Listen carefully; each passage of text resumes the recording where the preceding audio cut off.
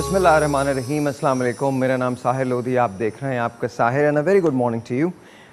Normally ये होता है कि हम अपने शो का आगाज़ कुछ म्यूज़िक से करते हैं, किसी और चीज़ से करते हैं, लेकिन आज मैं एक बहुत ख़ास बात आपसे करना चाहता हूँ, कुछ शेयर करना चाहता हूँ।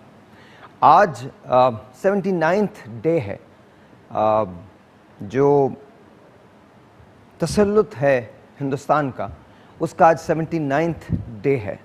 कंप्लीट लॉकडाउन की सूरत हाल है कश्मीर में। सबसे पहले मैं आपको एक फुटेज दिखाना चाहता हूँ, इसके बाद हम बात करेंगे कि दरअसल प्रॉब्लम क्या है और उसको किस तरह से सॉल्व किया जा सकता है। क्या पाकिस्तान का नैरेटिव अब दुनिया मान रही है? यकीनन मान रही है, लेकिन इसके बारे में बात करेंगे। सबसे पहले आइए आपको एक फुटेज दिखाते हैं, प्लीज़ वॉच दिस।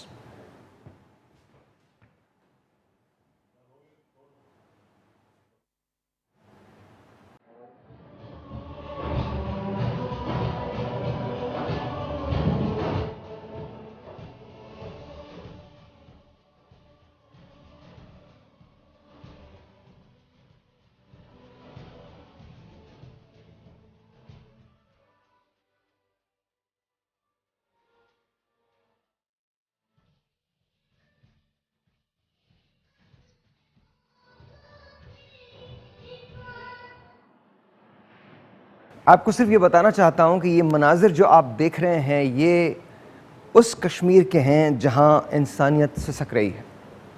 ये वो कश्मीर है जो बीजेपी की गवर्नमेंट ने जिस पे आर्टिकल 370 को रिवोक किया है। ये वो कश्मीर है जिसके बारे में पाकिस्तान ने हमेशा ये कोशिश की है कि किसी तरह से टेबल पे आके बैठ के इसका हल तलाश किया जाए। ये वो कश्मीर है जहाँ आज 79th डे है और लॉकडाउन की सूरत हाल है, जहाँ ना तो इंटरनेट की कोई सर्विसेज अवेलेबल हैं, ना किसी और किस्म का और कोई मुवासलाती निज़ाम वहाँ पे इस वक्त फंक्शनल है। कभी कभार ऐसा होता है कि कोई एक ख़बर रसां एजेंसी जो है वो वहाँ पर चली जाती है और वो फुटेज बना के हमें भेज देती है, या कोई प्राइवेट फुटेज जो है वो हमारे सामने आ जाती है, तो उसके बाद हमें पता चलता है कि एग्जैक्टली सूरत हाल क्या है। और ढिठाई का ये आलम है। I am really sorry, I am gonna say this. सारे हिंदुस्तान को मैं नहीं कह सकता क्योंकि सारा हिंदुस्तान इसमें शामिल नहीं है। बहुत सारे ऐसे जय्यद हिंदुस्तान के सियासतदान जो हैं वो इसकी मुखालफत करते हैं। न सिर्फ उन्होंने आर्टिकल 370 रिवोक करने की मुखालफत की है, बल्कि इसके ख़िलाफ़ उन्होंने ऐलान जंग भी किया है। लेकिन आरएसएस और आरएसएस की प्रोजेनी जो है, which is BJP and the government of BJP, सबसे बड़ी सूरत हाल तब पैदा हुई है जब बीजेपी ने अपने इस एजेंडे को आगे बढ़ाया है कि वो यहाँ पर जेनोसाइड की सूरत हाल पैदा करना चाहते हैं। और जब पाकिस्तान ने ये नैरेटिव लेके दुनिया के सामने पेश किया तो फिर उसकी मुखालफतें शुरू हो गई। आप सबको पता है कि सूरत हाल क्या है। पिछले 2 दिन से हिंदुस्तान हमले कर रहा है। कल बड़ी ये आप लोग प्लीज़ बात ना करें, प्लीज़ मुझे ये बात करने दें, बड़ी इंपॉर्टेंट बात है, हमें इधर उधर मत देखें। द थिंग इज़ कि कल LOC पे बड़ी हैरतअंगेज सूरत हाल पैदा हुई है। और वो सूरत हाल ये है कि जब उनसे कहा गया कि आइए हम आपको दिखाते हैं कि आपने जो हमले किए हैं उससे हमारे सिविलियन जो हैं वो शहीद हुए हैं, तो उन्होंने आने से इनकार कर दिया और उनका कोई शख्स भी वहाँ पर नहीं पहुँचा जहाँ उन्हें पहुँचना चाहिए था। अगर हिंदुस्तान ये चाहता है कि वो वॉर मॉन्गरिंग करे जो वो हमेशा से करता रहा है, तो that's fine with us. We have never initiated any war. We are a very peaceful nation. हम पे जो इल्ज़ामात लगते रहे हैं, मेरा एक सवाल है पूरी दुनिया से, और सवाल है ख़ास तौर पे हिंदुस्तान से, हिंदुस्तान की गवर्नमेंट से, बीजेपी की गवर्नमेंट से। वो कौन है जिसने दरअसल दहशतगर्दी के ख़िलाफ़ जंग लड़ी है? We are the ones. We are the ones जिसके पास दुनिया की सबसे बेहतरीन फ़ौज है। चाहे वो पाकिस्तान आर्मी हो, चाहे वो पाकिस्तान एयरफोर्स हो, चाहे वो पाकिस्तान नेवी हो। We have got the best armed forces in the world. Yet हमारे ही आर्मी की एक जनरल ने आज की तारीख का सबसे बड़ा स्टेटमेंट दिया था। आपको शायद याद ना हो, let me refresh your memory. Major general Asif Ghafoor said कि जंग में इंसानियत हारती है, सो कोशिश कीजिए कि इंसानियत प्रिवेल करे। आई डोंट थिंक कि आप ऐसा करेंगे। आपको वॉर मॉन्गरिंग की आदत है। आप चाहते हैं कि कश्मीर के अंदर जेनोसाइड की सूरत हाल पैदा हो। आपने हमेशा से कोशिश की, और आपका जो माजी रहा है उससे हम सब जानते हैं। गुजरात में आपने जो कुछ किया, हम ना तो हिंदुस्तानी शहरी हैं, ना हमारी ये मजबूरी है कि हम खड़े होके आपका नाम लें और आपके कारनामों को बताएं। हम पाकिस्तानी हैं, हम पाकिस्तान से प्यार करते हैं, हम अमन से प्यार करते हैं, हम पीस के एम्बेसडर्स हैं, एंड वी रियली आर। ना तो ये आपका वो टीवी है जिसे बीजेपी फंड करती है, जो आपकी ज़बान बोलता है, ना ये वो आपके एंकर्स हैं जो बॉलीवुड को अपने अंदर इतना उतार चुके हैं कि वो सही और गलत में कोई तमीज़ नहीं रखते। ये तो एक बहुत नॉर्मल सा, बहुत सीधा सा पाकिस्तान का एक टेलीविज़न नेटवर्क है। हम कभी भी किसी भी गैर अखलाकी चीज़ को प्रमोट नहीं करते। Will never do that. जब मैं आपका टेलीविज़न देखता हूं तो मुझे ऐसा लगता है कि शायद आपको याद होगा, आपने तो ये भी कहा था कि आपने हमारा एक F-16 गिरा दिया। क्या हुआ? फिर आपने ये कहा था कि पता नहीं आपने कौन से टेरर कैंप्स पे हमले किए। हमने आपको उस वक्त भी दावत दी थी, हमने आपको कल भी दावत दी है, लेकिन ना आप उस वक्त आए थे ना आप कल आए। बलूचिस्तान में जो कुछ हो रहा है वो किसी से ढका छुपा नहीं है। आपने हमारा कोई आदमी नहीं पकड़ा, लेकिन कुलभूषण हमारे पास है। जैसे आपने पता नहीं क्या पोर्ट्रे करने की कोशिश की। आपके सामने वो फुटेज थी जिसमें अभिनंदन ने यह बताया था कि वो क्या करने आया था। आपने हमारी मोहब्बत को, हमारे जेस्चर को, हमारे प्राइम मिनिस्टर की डिग्निटी को, पाकिस्तान की डिसेंसी को अपनी फतेह का नाम दिया। ये पोर्ट्रे किया कि शायद हम आपसे डर गए। But then again you know, जो आपके पास है आप वो करते हैं। हिंदुस्तान को जितना डैमेज बीजेपी ने किया है, जितना डैमेज नरेंद्र मोदी ने किया है, शायद इन 72 सालों में हिंदुस्तान की डेमोक्रेसी कभी इतनी डैमेज नहीं हुई है। फैसला करना हिंदुस्तानियों का काम है। पाकिस्तान का नैरेटिव कश्मीर के मामले में बहुत क्लियर है। ना हम कभी पीछे हटे हैं, ना हम कभी पीछे हटेंगे। पाकिस्तान, कश्मीर पाकिस्तान का हिस्सा है, पाकिस्तान की शहरग है, और एक दिन कश्मीर बनेगा पाकिस्तान। ये बात हमारी दीवारों पे लिखी है, हमारे दिलों पे लिखी है, और बहुत जल्द दुनिया की दीवारों पे लिखी जाएगी, दुनिया के दिलों पे लिखी जाएगी। ये वो नैरेटिव है जिसे आप जितना दबाना चाहेंगे ये उतना ही आगे बढ़ेगा। एक बात याद रखिएगा, हमारे अंदर ज़रा सा खलफशार ज़रूर हो सकता है, लेकिन हम मुल्क की सालमियत के मामले में तमाम लोग इकट्ठे हो जाते हैं। यकीन जानिए, Pakistanis are together, and together we are gonna make sure that Kashmir becomes Pakistan. Break के बाद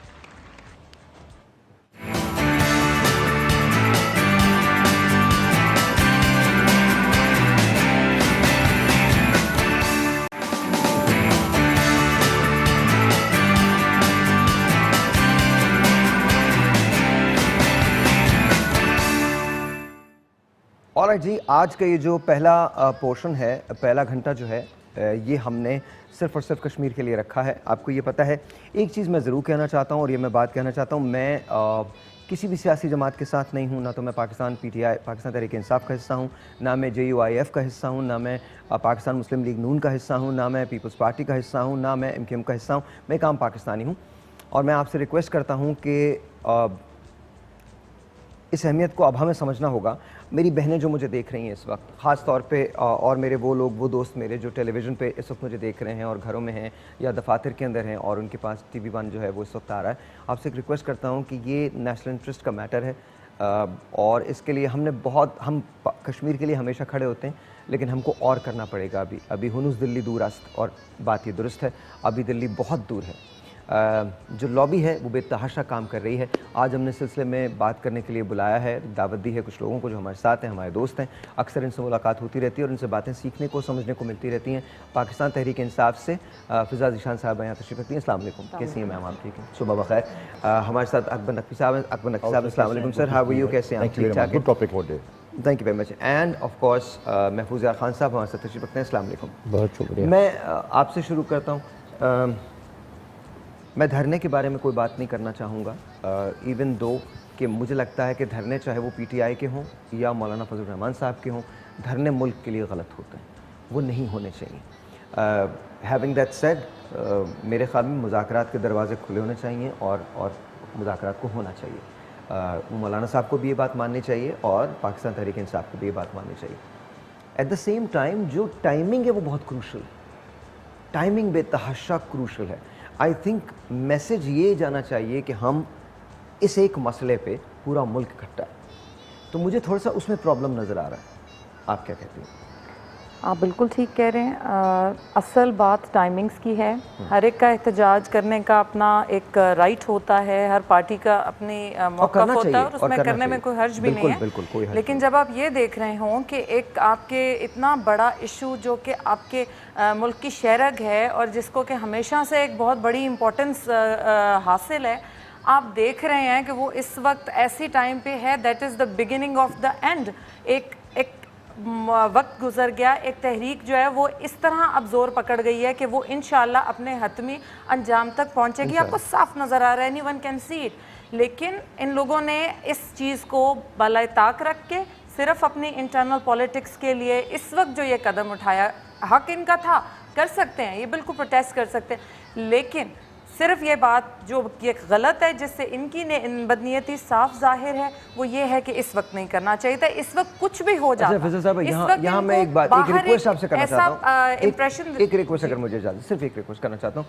आई डोंट थिंक कि हम we should refrain ourselves saying बदनीयती and all, because Maulana Sahab खुद भी कश्मीर कमेटी के चेयरमैन रहे हैं और ऐसी बात नहीं हो सकती। नहीं देखिए, मैं अच्छा मुझे इजाज़त दीजिए कहने की, उसके बाद मैं सिर्फ इतनी सी बात कहूँ, उसके बाद आप जो बोलिएगा।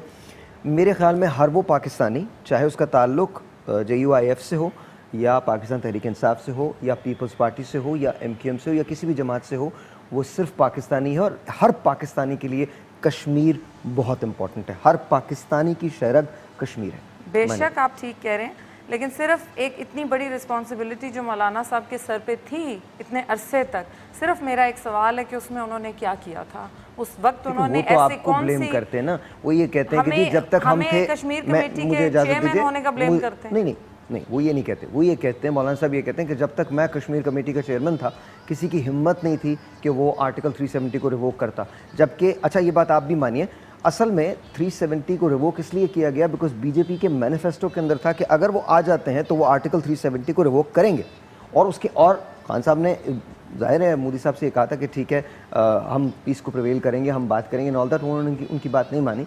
लेकिन कहने की बात ये कि ये उस वक्त नहीं हुआ जिस वक्त कश्मीर कमेटी के चेयरमैन फजल रहमान साहब थे, उस वक्त नहीं हुआ। जी देखिए, आई डोंट थिंक सो कि ये फजल रहमान को इसका कोई क्रेडिट जाता है कि 370 उस वक्त रिवोक हुआ था या नहीं हुआ था। ये उनका अपना इंटरनल मैटर था, बीजेपी के अपना डिसीजन था, उसमें ये तो टाइमिंग इस तरह की हो गए तो ये और बात है। लेकिन ये मैं समझती हूँ कि इतनी बड़ी एक जिदोजहद है कश्मीरियों की जो कि इंशाल्लाह अंजाम तक पहुँचने वाली है और ये इसी हुकूमत में होगी, ये मुझे ऐसे लगता है। इंशाल्लाह हम ब्रेक लेते हैं, ब्रेक के बाद जब वापस आएंगे तो कश्मीर के सिलसिले में बात करेंगे। कल एक मरतबा फिर 2 दिन से हिंदुस्तान LOC पे फायरिंग कर रहा है। कल हमने फिर उनको दावत देने की कोशिश की थी, वो जगह दिखाई जहां सिविलियंस पे हमले किए गए और हमारे सिविलियन जो हैं वो शहीद हुए, लेकिन इसके बावजूद उन्होंने आने से इनकार कर दिया। हम बात करेंगे इस ब्रेक के बाद।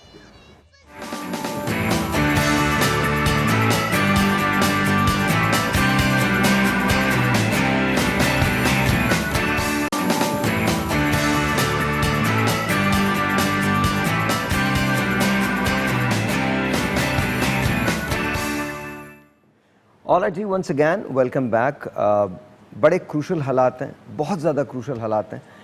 इस वक्त आलम यह है कि हिंदुस्तान जंगी जुनून पे आया हुआ है और पिछले 2 दिन से वो फायरिंग कर रहा है। कल जब उनको दावत दी गई है कि भाई प्लीज़ आप आके देखिए कि आपने हमारे जिन शहरियों को शहीद किया, आप ये कह रहे हैं, वहाँ पर तो खैर एक अजीब सी सिचुएशन हो जाती है।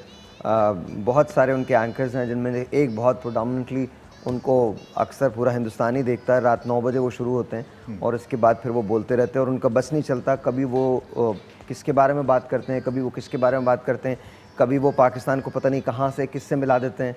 फिर काफ़ी अरसे तक उन्होंने एक मखसूस किस्म के एक्स पाकिस्तानी जर्नलिस्ट को अपना मेहमान बनाए रखा है, जिसको वो लोग फ़ंड करते रहते हैं, जिस पर वो इनकार करते रहते हैं। वो जिस उम्र में हैं वहाँ इंसान नॉर्मली ऐसी बातें करता है। मैं तारिक फ़तेह साहब की बात कर रहा हूँ। अल्लाह ताला आप पर रहम करे और आपको हिदायत दे। और आप, मुझे तो समझ में नहीं आता आप कौन से पाकिस्तानी हैं या आप किस किस्म के इंसान हैं जो आप इस मट्टी में पैदा हुए, यहाँ पर रहे, यहाँ से पले बड़े, कराची यूनिवर्सिटी के आप तालिब इल्म थे, इसके बाद आपने जो कुछ किया और आप जिस तरह की बातें करते हैं। एक इंटरव्यू मैंने उनका देखा, वो कहने लगे वहाँ तो रोज़ कत्लेआम होता है अक़लियतों का।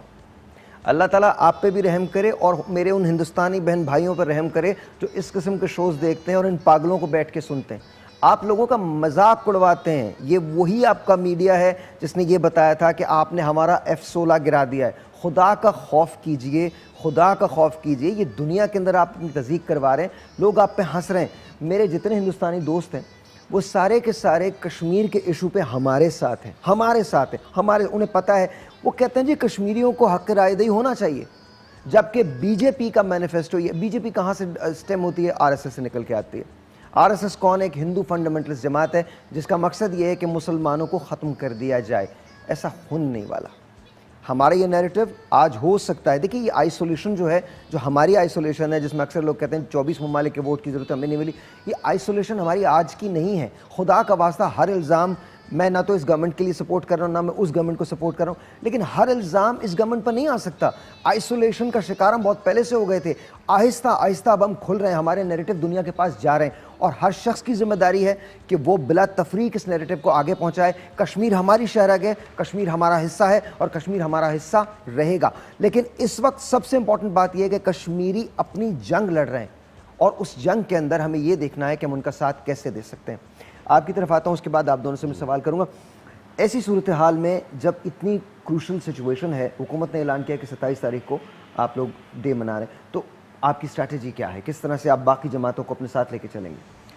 हम लोग कश्मीर के स्टांस पे सबका है भी हमारे साथ इकट्ठे हैं सब इस पेज पे। हम लोग ऑपोजिशन हमारे साथ है। हम लोग इसको तहरीक को मज़ीद देखें। हम लोग एक तरह से जहाँ तक हो सके अमन चाहते थे। जहाँ तक आपको पता है कि ये जो कश्मीर लिबरेशन फ्रंट है वो लोग जाना चाह रहे थे, LOC क्रॉस करना चाह रहे थे। हम लोगों ने उस पर उनको कहा कि ये ना करें। हम लोगों ने उस पर बाकायदा आगे कंटेनर्स लगवा दिए कि ये गलत चीज़ है, इसमें बहुत ज़्यादा नुकसान होगा और इसका इम्प्रेशन इंटरनेशनली भी पाकिस्तान का बहुत बुरा जाएगा। एक्चुअली इंडियन वो उनका मौक़िफ़ जो है उसकी हिमायत हो जाएगी। तो इस चीज़ के लिए भी हमने रोका, लेकिन हम इस इशू को बैठने नहीं देंगे। इस इशू को अब आगे इंटरनेशनली जैसे हमने पोर्ट्रे किया है, अल्हम्दुलिल्लाह सारी की सारी अपोजिशन और गवर्नमेंट ने मिल के हम लोग इसको इस चीज़ को हम लोग आगे लेके बढ़े हैं और इसको जैसे इस वक्त उठाया गया, इससे पहले इस तरह कभी भी नहीं उठाया गया। उसमें सबका क्रेडिट जाता है, मैं समझती हूँ इसमें सब हमारे साथ शामिल हैं और इंशाल्लाह इस पे हम लोग आगे इसको मज़ीद उठाएंगे, इसको आगे लेके जाएंगे। इन लोगों का मौक़िफ़, बीजेपी का मौक़िफ़ जो है वो तो आपको पता है 2018 में महबूबा मुफ्ती की कोलिशन गवर्नमेंट थी और उसके बाद इन्होंने वो कोलिशन गवर्नमेंट ख़त्म कर ली थी महबूबा मुफ्ती से। इनके लिए इनके प्रो इंडियन भी महबूबा मुफ्ती, उमर अब्दुल्ला वगैरह भी इनके इस वक्त वो सबको उन्होंने जेलों में डाल दिया है। मीरवाइज उमर फारूक को भी डाल दिया, यासीन मलिक को भी डाल दिया और ये लोग अब बिल्कुल खुल के सामने आ गए ना दुनिया के। और दुनिया भी एक्चुअली हर मुल्क में जगह जगह लोग प्रोटेस्ट कर रहे हैं कि इनकी जो मीडिया है, इनकी कम्युनिकेशन मोड जो कश्मीर में है उसको खोला जाए। वहाँ जो बच्चों के, वहाँ जो मरीज़ों को दवाइयाँ तक नहीं मिल रही, भूख से आई थिंक बहुत जल्दी वहाँ पे इतनी भूख और अफलास इतना ज़्यादा आम हो जाएगा कि फिर ये तहरीक जो है ये उससे भी ज़्यादा इससे कहते हैं कि इसमें आग लग जाएगी। भूख अफलास तो आम हो चुका है। आज 79वां रोज़ है, 79th डे है जिसमें लॉकडाउन की सूरत हाल है, जहाँ पर तो जब डेथ्स हो रही है ना, अभी आप देखिएगा कि वहाँ पे कितने लोग अंदर में वो तो दफनाते जा रहे हैं लोगों को अपने घरों में। वो बेचारे तो इस तरह है कि वो बिल्कुल आइसोलेट होके, बिल्कुल अलूफ होके रह गए हैं। अब जो उनके घरों में मरीज़ होते होंगे, जो उनकी डेथ्स होती होंगी, वो तो घरों में दफना रहे हैं। वो तो इतना एक इंसानी अलमिया बन चुका है। तो उसके लिए पाकिस्तान, मेरा ख्याल है कि दुनिया का वाहिद मुल्क है जो कि सबसे ज़्यादा उसका स्टांस जो है वो इस वक्त बाकी इस्लामी ममालिक के निस्बत बेहतर जा रहा है और बहुत ज़बरदस्त।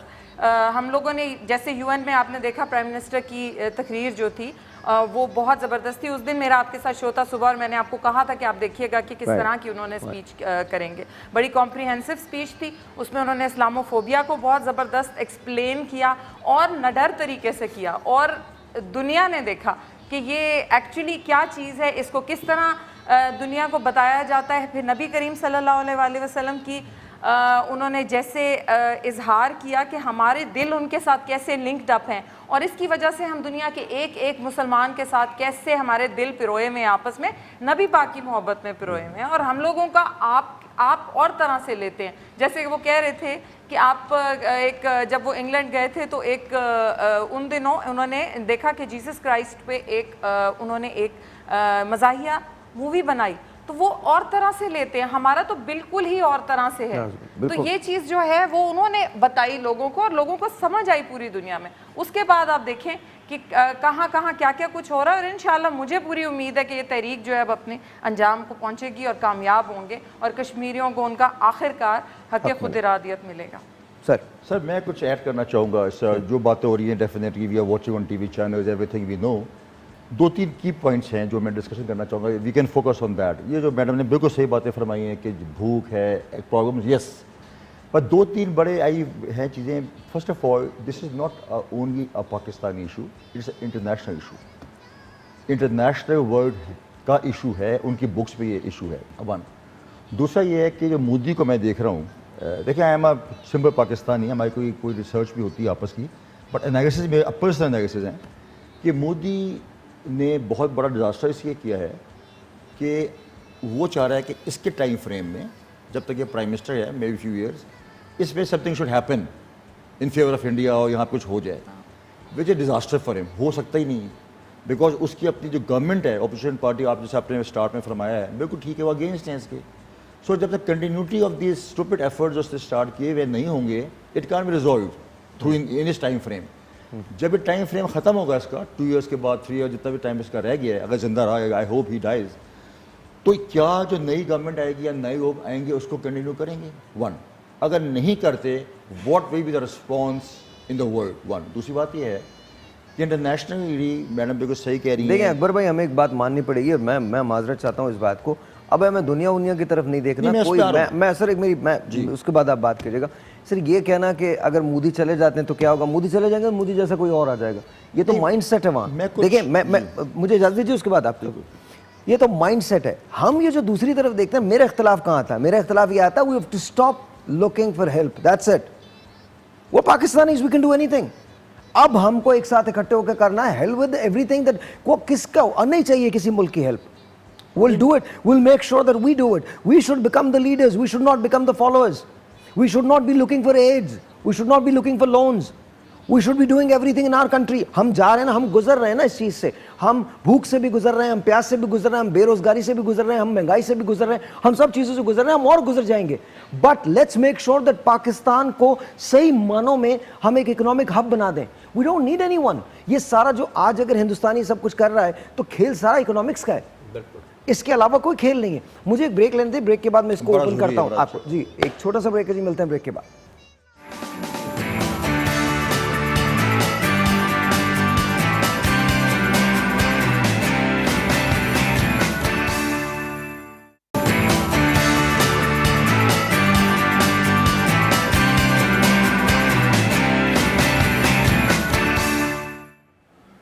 Alright ji, once again welcome back. And ये देख लीजिएगा, ये सब बंद हो गई बहुत सारी चीज़ें, सॉरी। हम मेरे पास एक पैकेज है, सबसे पहले मैं आपको वो दिखाना चाहता हूँ, उसके बाद हम बाकी बात करेंगे। आइए सबसे पहले चल के वो पैकेज देखते हैं। आई थिंक 2 पैकेजेस हमारे पास हैं, 2 हैं, मुझे इशारा कर दीजिएगा 2 हैं या 1 है। 2 पैकेजेस। तो पहला वाला पैकेज ज़रा चलाइएगा। भारतीय फौज की आजाद कश्मीर में सीज फायर लाइन पर बिला इश्तियाल फायरिंग और गोलाबारी। भारतीय फौज ने LOC पर जूरा, शाहकोट और नौसीरी सेक्टर्स में सीज फायर की खिलाफ वर्जियां की और जानबूझकर शहरी आबादी को निशाना बनाया। ISPR के मुताबिक भारतीय फौज की फायरिंग से पाक फौज के जवान जाहिद और 3 शहरी शहीद, सिपाही और 5 शहरी जख्मी भी हुए, जिन्हें तिब्बी इमदाद के लिए करीबी अस्पताल मुंतकिल कर दिया गया। ISPR के मुताबिक पाक फौज ने बिला इश्तियाल भारतीय फायरिंग का मौसर जवाब दिया, जिसके नतीजे में 9 भारतीय फौजी हलाक और कहीं जख्मी हो गए। 2 भारतीय बंकर्स भी तबाह हो गए। अब ये जरा दूसरा पैकेज बताइएगा, दूसरा पैकेज भी लगा दीजिए।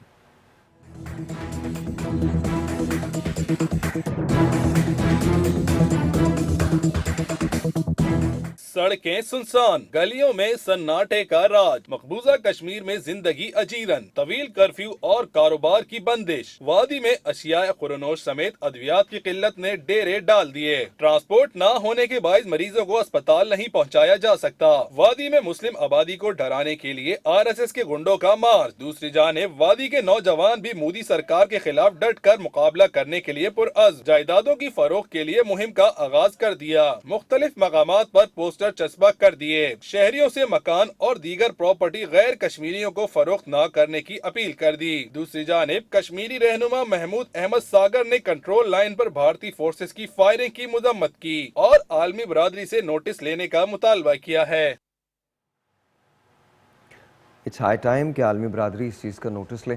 सर, आपकी तरफ आता हूँ। और साहिर, आज के हालात में अगर अक़वाम मुत्तहिदा ने उन करारदादों पे अमल दरामद नहीं कराया जो वो कश्मीर में इस्तिस्वाब राय के लिए पास कर चुकी है, उसके लिए बुनियादी ज़रूरत ये है कि अब 79 डेज़ का कर्फ्यू है। अक़वाम मुत्तहिदा को ऐसी फोर्सेस वहाँ भेज देनी चाहिए ताकि जब कर्फ्यू हटे तो वहाँ खून खराबा ना हो। Sir, let's be honest about it. हम कैसे वो अक़वाम मुत्तहिदा कैसे भेजेगी? इंडिया के अंदर तो वेस्टेड इंटरेस्ट पलते हैं, किधर से भेजेगी? मैं उधर आ रहा हूँ। देखिए, आज तो मैं 70 साल का हूँ ना, आपसे बैठ के बातें कर रहा हूँ। जब मैं 20 साल का था तो सरदार अब्दुल क़य्यूम खान, जिनको मुजाहिद अव्वल कहते हैं और जिन्होंने आज़ाद कश्मीर की आज़ादी में मुजाहिद अव्वल का किरदार अदा किया था, उन्होंने एक तंजीम बनाई थी, तहरीक अल मुजाहिद। वो उसके सदर थे और मैं स्टूडेंट लीडर था, मैं उसका सिक्योरिटी जनरल था। हमने कश्मीर में एक ट्रेनिंग कैंप का इनेकाद किया और नीलम स्टेडियम में जमा हुए। याह्या खान ने वो कैंप नहीं होने दिया और वहाँ से डिस्पर्स कर दिया। देखिए, ये जज्बा मेरा आज का नहीं है। जब मैं 20 साल का था मुझे नहीं पता था कि मैं वकील बनूंगा, सियासतदान बनूंगा या फुटपाथ पर रेहड़ी लगाऊंगा। मैं कश्मीर के लिए, फ़लस्तीन के लिए अपनी जवानी से जद्दोजहद कर रहा हूँ। बिल्कुल ठीक। और आज के हालात में दो चीज़ें करनी चाहिए हमें। देखिए, जब हम फ़लस्तीन के इशू पे जाते थे तो कई दुनिया से डेलीगेशंस, जिसमें जिन लोगों ने बड़े बड़े एजाज़ात हासिल किए थे, हमारे यहाँ भी हैं जो लोग एजाज़ात हासिल कर चुके हैं, उनको ये चाहिए पूरी दुनिया के फिलंथ्रोपिस्ट, पूरी दुनिया के ह्यूमन राइट्स पे काम करने वाली तंजीमों के सदूर। सर, मुझे इजाज़त दीजिए, मैं एक बात कहना चाहता हूँ। देखें, क्योंकि मैं हिस्ट्री के स्टूडेंट हूँ, डेली हम तो, हमारी तो ये एजुकेशन ही होती है जब आप देख रहे होते हैं टेलीविज़न। देखिए, वो ममालिक जिनके लिए हमारा बच्चा बाहर निकला है और हमेशा बाहर निकला है, उन्होंने भी आपका साथ नहीं दिया। नहीं देंगे, उन्होंने भी साथ नहीं दिया ना। ठीक है, तो मेरे ख्याल में जो भी मैं ज़ाहिर है ऑब्वियसली मफादात का खेल है। अगर उनका मफाद है ना, तो अब पाकिस्तान को हमें ये सोचना है एज ए नेशन कि हमें इंडिपेंडेंट होना है और अब हमने सिर्फ अपने आप को देखना है और अपने इंटरेस्ट को देखना है। देखिए, हमने आज तक ये काम नहीं किया, हमने अपने इंटरेस्ट को नहीं देखा है। हमने आज तक ये, हम हमेशा दोस्त बनते रहे। जिन लोगों के हम दोस्त बनते रहे, जिनकी हमने वॉर्स लड़ी हैं, हमने बेतहाशा प्रॉक्सी वॉर्स लड़ी हैं, हम आगे बढ़ के आए हैं। सोमालिया के अंदर हम गए, हमने जगह जगह जाके वॉर्स लड़ी हैं। जब ये पूरी अफगानिस्तान की वॉर हो रही थी तो उसके अंदर हम इन्वॉल्व थे। देखिए, सबसे ज्यादा नुकसान हमारा। अच्छा, फिर उसके बाद जब महाजरीन आए तो उनको ओपन आर्म्स के जरिए हमने अपने हाथों में लिया, अपने दिल से लगाया। माई होल थिंग इज, देखिए, सारी बातें अपनी जगह। मेरा सवाल यह है कि इस वक्त ज़रूरत इस बात की है कि पाकिस्तानी शुड स्टैंड टुगेदर, एक साथ हम मिलके कश्मीर के इशू पे काम करें। हमें दुनिया में किसी की ज़रूरत नहीं, हम एक बहुत स्ट्रॉन्ग नैरेटिव पूरी दुनिया को दिखाएं जो असल शक्ल है बीजेपी की। मैं पूरे इंडिया की बात नहीं करता, बिकॉज आई डोंट थिंक कि पूरा इंडिया ये चाहता है। ये जो बीजेपी की गवर्नमेंट है, ये जो फंडामेंटलिस्ट RSS है और जो फंडामेंटलिस्ट बीजेपी की गवर्नमेंट है, इसका ये मकरू चेहरा, मोदी का जो चेहरा है, ये दिखाया जाए और बताया जाए कि ये जेनोसाइडल माइंडसेट है जो मुसलमानों की इनाइलेशन के दर पे है। देखिए, ये मोदी और यहूदी, इनके जो आमाल हैं पूरी दुनिया में वो आपके सामने हैं। हमें इनके खिलाफ सफारा होना पड़ेगा और हिंदुस्तान में वो लॉबी जो कश्मीरियों के साथ है उससे अलाइनमेंट करके पाकिस्तान की अफवाज के साथ हमें खड़ा होना पड़ेगा। और LOC पे जो भी ज्यादतियाँ हो रही हैं। सर यहाँ मुझे एक जुमला कहने दें। देखें, अफवाज के साथ तो हम हमेशा ही खड़े हैं। अफवाज ये कहती है तुम अपने साथ भी खड़े हो। मतलब देखिए, मैं अफवाज जब हमारी तरफ देखती है तो हम तो बटे हुए लोग हैं। अब हर जिम्मेदारी जो है, मैं मुझे बड़ा दुख है सर, ये बहुत दुख है। हम दुनिया की सबसे बेहतरीन आर्म्ड फोर्सेस रखते हैं, उससे ज़्यादा हमें। और सबसे बड़ी बात यह कि हम आपस में मुत्तहिद नहीं हैं। हम क्यों मुत्तहिद नहीं हैं? उसकी वजह ये है कि हम दूसरों के एजेंडे पे काम कर रहे हैं। मुझे ये क्या लेना सर, तो ख़त्म करना चाहिए ना। नहीं, तो उन लोगों को बेनकाब करना चाहिए ना, जो उस दिन पर जो कश्मीर की आज़ादी के लिए एक संगमील की हैसियत रखता है, उस दिन आप उसकी मुखालफत में काम शुरू कर दें। आई डोंट थिंक सर कि वो मुखालफत कर रहे हैं। वो धरना जरूर कर रहे हैं, वो मुखालफत नहीं कर रहे। सर, धरने वो मुखालफत नहीं कर रहे। देखिए, वो खुद कश्मीर कमेटी के चेयरमैन थे। मैं हर वक्त अकबर बुख्ती की तरह फोर्स बनाकर बात ये है, बगावत के अख्तियार नहीं है। दुरुस्त सर, नहीं, बिल्कुल ठीक है, पॉइंट्स हैं, बिल्कुल ठीक है। ऐड हम कर रहे हैं। देखें सर, बात ये है, फर्स्ट ऑफ ऑल, देखिए, कश्मीर का इशू कॉम्प्रोमाइज नहीं होना चाहिए। वो तो है सब भी, तमाम लोग बिल्कुल ठीक। देखें, वो जो सर बातें कर रहे हैं, हम सब बातें कर रहे हैं, हम देखें we are objective is Kashmir issue ना। अच्छा, कश्मीर इशू जो है, just keeping a continuity in the discussion, foreign policy हमारी वी मस्ट अप्रिशिएट बड़ी एग्रेसिव रही है, बी वेरी अप्रिशिएट, क्योंकि फर्स्ट टाइम यूएन में जाकर डिस्कशन हुआ है, इमरान खान साहब भी गए हैं, बड़ा कुछ हुआ है, एग्रेसिव रही है। रिजल्ट की मैं बात नहीं कर रहा हूँ। First of all people, result तो आएगा ना, आते आएगा, रिजल्ट फौरन नहीं आ सकता। दूसरा सी, इफ यू सी इंटरनली हम बड़े यूनाइटेड हैं, सब एक ही बात कर रहे हैं, we fight for Kashmir. Third चीज़ में जो हम बिफोर द ब्रेक हम बात कर रहे थे, मैं जो कुछ कहना चाह रहा हूँ आपको, ये मेरे अपने नेगेटिव्स हैं कि मोदी वांटेड कि इसके टेन्योर में कुछ ना कुछ कश्मीर का सॉल्व हो जाए, क्योंकि मैं जो आगे आपसे बात कह रहा था कि ऐसा नेक्स्ट पर्सनालिटी जो भी आती है may not be very aggressive with this strategy. तो स्ट्रेटजी इसकी ये है कि with in his own time कुछ रिजल्ट बाहर आ जाए। तो मैं इसका जवाब ही देना चाह रहा हूँ, ये इसलिए पॉसिबल नहीं है कि इतने शॉर्ट टाइम में नथिंग कैन हैपन। एक इतनी बड़ी आवाम है, 90 लाख आवाम है कश्मीर की, सारे मुसलमान हैं, so they can not do anything there.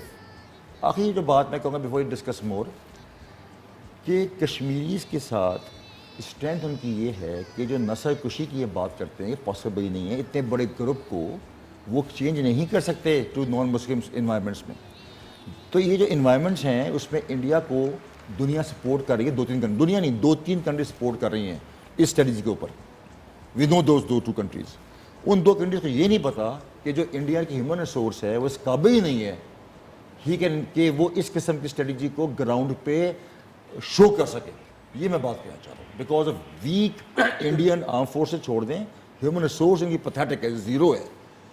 उनके अपने जो लोग हैं, जैसे हमारा भी वो सिखों का कम्युनिटी आ रही है हमारे पास, वी शुड फोकस, जो सर कह रहे हैं वी आर फोकस, आपने भी स्टार्ट में कहा था we are focus, we should focus on minorities. कोई माइनॉरिटी वहाँ पे खुश नहीं है। 32 डिस्ट्रिक्ट्स के अंदर वहाँ बहुत प्रॉब्लम्स हैं। They want to get apart from India, Sikhs हैं, बाकी भी हैं, so they want to shift their strategy, दुनिया की नज़र वहाँ के बजाय। तो मेरे लिए ये चीज़ें इसलिए रेलेवेंट हैं। हिंदुस्तान में इंटरनली क्या हो रहा है वो मेरा मसला नहीं। मेरा प्रॉब्लम ये है कि हिंदुस्तान जो कुछ कश्मीर के अंदर कर रहा है वो करना बंद कर। बाकी न तो हम कोई सेपरेटिस्ट मूवमेंट को सपोर्ट करते हैं, ना हम ये कहते हैं कि हिंदुस्तान को अलग होना चाहिए या उसके बंटवारे होने चाहिए। हम नहीं कहते, आप अपने मुल्क की टेक केयर करें। इशू ये नहीं है, इशू ये है कि 79th डे है आज जी हाँ, और अमवात हो रही हैं, खाना बंद है वहाँ पे। कभी कभार कोई खबर रसा एजेंसी पहुँच जाती है। अभी आपने पैकेज में देखा आरएसएस के गुंडे जो हैं वो वहाँ दंदनाते फिर रहे हैं। प्रॉपर्टी के लिए जो इश्तहारात हैं वो लगाए जा चुके हैं। तो ये जेनोसाइडल माइंडसेट जो है जो मोदी का है, हमने सोचो, देखिए हर चीज़ का अमेरिका के अंदर जब आप क्रेडिट कार्ड लेने जाते हैं तो आपका क्रेडिट चेक होता है ना। मोदी का क्रेडिट चेक करके देख लें कि क्या है। मोदी का जो माइंडसेट था गुजरात में क्या हुआ था, हमें we exactly know what happened. तो ये तो जेनोसाइडल माइंडसेट है जो बीजेपी का है और आरएसएस का है। और ये बात न सिर्फ मैं कह रहा हूं बल्कि हिंदुस्तान में मौजूद हिंदू कहते हैं। It is not about just Pakistani saying that it is. और वो सिर्फ वो, ये जरूरी नहीं कि कांग्रेस आई के मेंबर हो, वो कांग्रेस आई के मेंबर नहीं है, वो और बहुत सारी ऐसी जमातें हैं जो सपोर्ट करती हैं इस बात को कि मोदी को हिंदुस्तान से जाना चाहिए और ये माइंडसेट खत्म होना चाहिए। जिन 72 सालों में इंडिया ने स्ट्रगल की थी अपने आप को दुनिया की सबसे बड़ी डेमोक्रेसी साबित करने के लिए, सेक्युलर साबित करने के लिए। देखिए सेक्युलर तो हिंदुस्तान कभी भी नहीं था, कभी नहीं था। ये बेकार सी बात है सेक्युलर को। और देखें at the end of the day अगर वहाँ पर कत्लेआम हो रहा है, चाहे वो मुसलमानों का हो या हिंदुओं का हो, गलत है, गलत है। It's just irrespective of their religion, race or creed. कत्लेआम गलत है, जेनोसाइड तो गलत है, किसी की भी हो, जान तो जान है। और गलत इल्जाम लगा के कि ये भैंस का गोश्त बेच रहा था या ये भैंस का इसने ज़िबा किया है। और irony of the situation is that beef exporters दुनिया के सेकंड जो हाईएस्ट है वो इंडिया है। अनफॉर्चुनेटली इंटरनेशनली जब चीज़ों को प्रायोरिटाइज किया जाता है तो सबसे पहले उसमें पॉलिटिक्स, सबसे पहले उसमें इकोनॉमी देखी जाती है, सेकेंडली उसको में आप पॉलिटिक्स देखती है दुनिया, और थर्डली उसमें रिलीजन देखा जाता है। एक्चुअली रिलीजन भी बस दुनिया को दिखाने के लिए देखा जाता है, लेकिन पाकिस्तान में इमरान खान वो वाहिद हैं जो इस्लाम के बारे में सबसे पहले बात कर रहे हैं, और टर्की में तैयब उर्दगान वो वाहिद हैं जिन्होंने इस चीज़ को साथ मिल के उठाया। And I don't want to side anyone, लेकिन ईरान भी इस मामले में अब बोलना शुरू हो गया। तो आपस में अगर हम यूनाइटेड रहेंगे ना तो हम दुनिया में बड़ी से बड़ी इस कुव्वत को शिकस्त दे सकते हैं। आप देखें कि टीपू सुल्तान मराठास को हरा देता अगर निज़ाम ऑफ दक्कन उसकी पीठ में छुरा ना घूमता। अगर ये लोग यूनाइटेड होते तो मराठास, टीपू सुल्तान मराठास को हरा देता। कैसे नहीं हराया कि आपस में यूनिटी नहीं थी। अगर हम लोग आपस में यूनाइटेड हो जाएं तो क्या बात है, मतलब वो तो मीर जाफर और मीर सादिक तो हर दौर में रहे हैं। जी हाँ, वो अल्लामा इकबाल का शेर है ना कि कोई अंदाजा कर सकता है उसके जोरे बाजू का, निगाहे मर्द मोमिन से बदल जाती है तकदीर। तो साहिब साहब कह रहे हैं, देखिए बात सुने, अभी होता ये है कि जो बॉस होते हैं ना उसकी एक पर्सनालिटी होती है, स्टाइल ऑफ कमांड। अभी जो आपने मोदी के बारे में बातें की, एग्री विद यू। अब मोदी की पर्सनालिटी है क्या? Why is so stupid? क्योंकि वो पढ़ा लिखा नहीं है। अगर पाकिस्तान की हिस्ट्री देखें जो आप बात कर रही हैं, अब कायद आज़म की पर्सनालिटी आप देखें।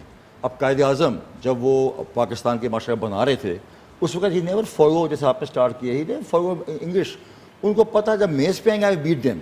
जबकि नेहरू या जो गांधी थे वो वीक प्रोफेशनली वो भागते थे टूवर्ड अंग्रेज़। अब आप इसको देखें अगेन, इमरान खान या जो हमारे प्राइम मिनिस्टर्स हैं, दे आर, इसका प्रोफेशन की बात नहीं कर रहा हूँ कि चाय बेचता है, बिकॉज ऑफ हिज अनएजुकेशन। इस वक्त जो आप फरमा रहे हैं हिंदू या इंडिया जो है बेचारा बहुत ही हंस चुका है बिकॉज ऑफ हिज अनएजुकेशन और जहाइज़म।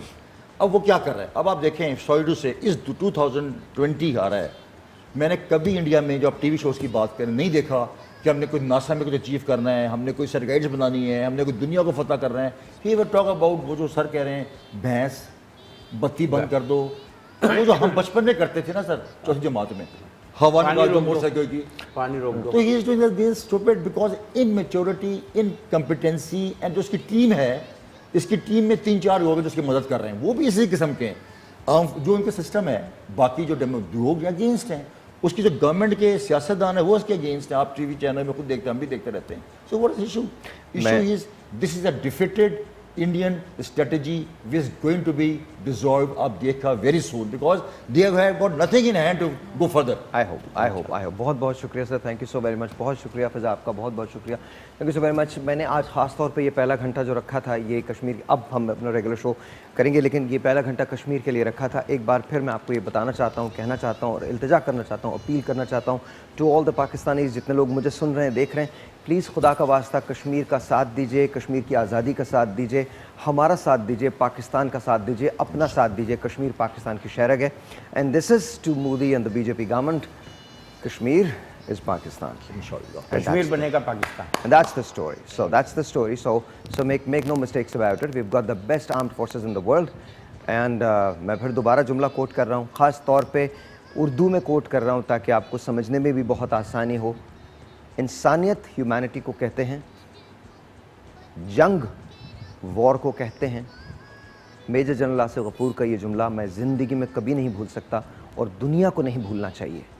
जंग में इंसानियत हार जाती है। टू बीजेपी, क्या आप, एंड टू इंडिया, क्या आप वो लोग बनना चाहते हैं जो इंसानियत का कत्ल करें? जो कत्ल अब तक हो चुका है, दैट शुड स्टॉप।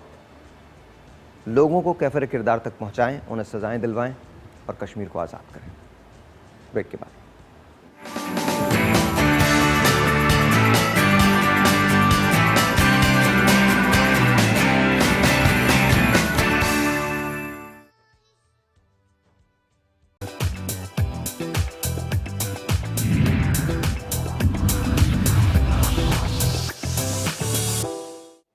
अस्सलाम वालेकुम जी, वंस अगैन वेलकम बैक। और ये वो वाली जगह है जहाँ जिस सेगमेंट का मुझे भी बड़ा इंतजार होता है, क्योंकि हम we talk about women's health and of course we talk about health care basically. और मुझे बड़ी खुशी होती है, आपकी टेलीफोन कॉल्स भी इसके अंदर हम लाइव कर देते हैं। और हमारे साथ हमारी परमानेंट गेस्ट जो हैं मतीरा, वो she is here and you look beautiful. Thank you, good morning, कैसे हैं आप? मैं गुड मॉर्निंग। आपका ये कलर आप पे बहुत अच्छा लग रहा है। You've made me into a morning person now. See, there you go, there you go. Thank you. Something good, right? Yes, a Something- positive step. All right, all right, all right. So Batira is here, and we're going to talk about family planning. हम family planning के बारे में बात करेंगे।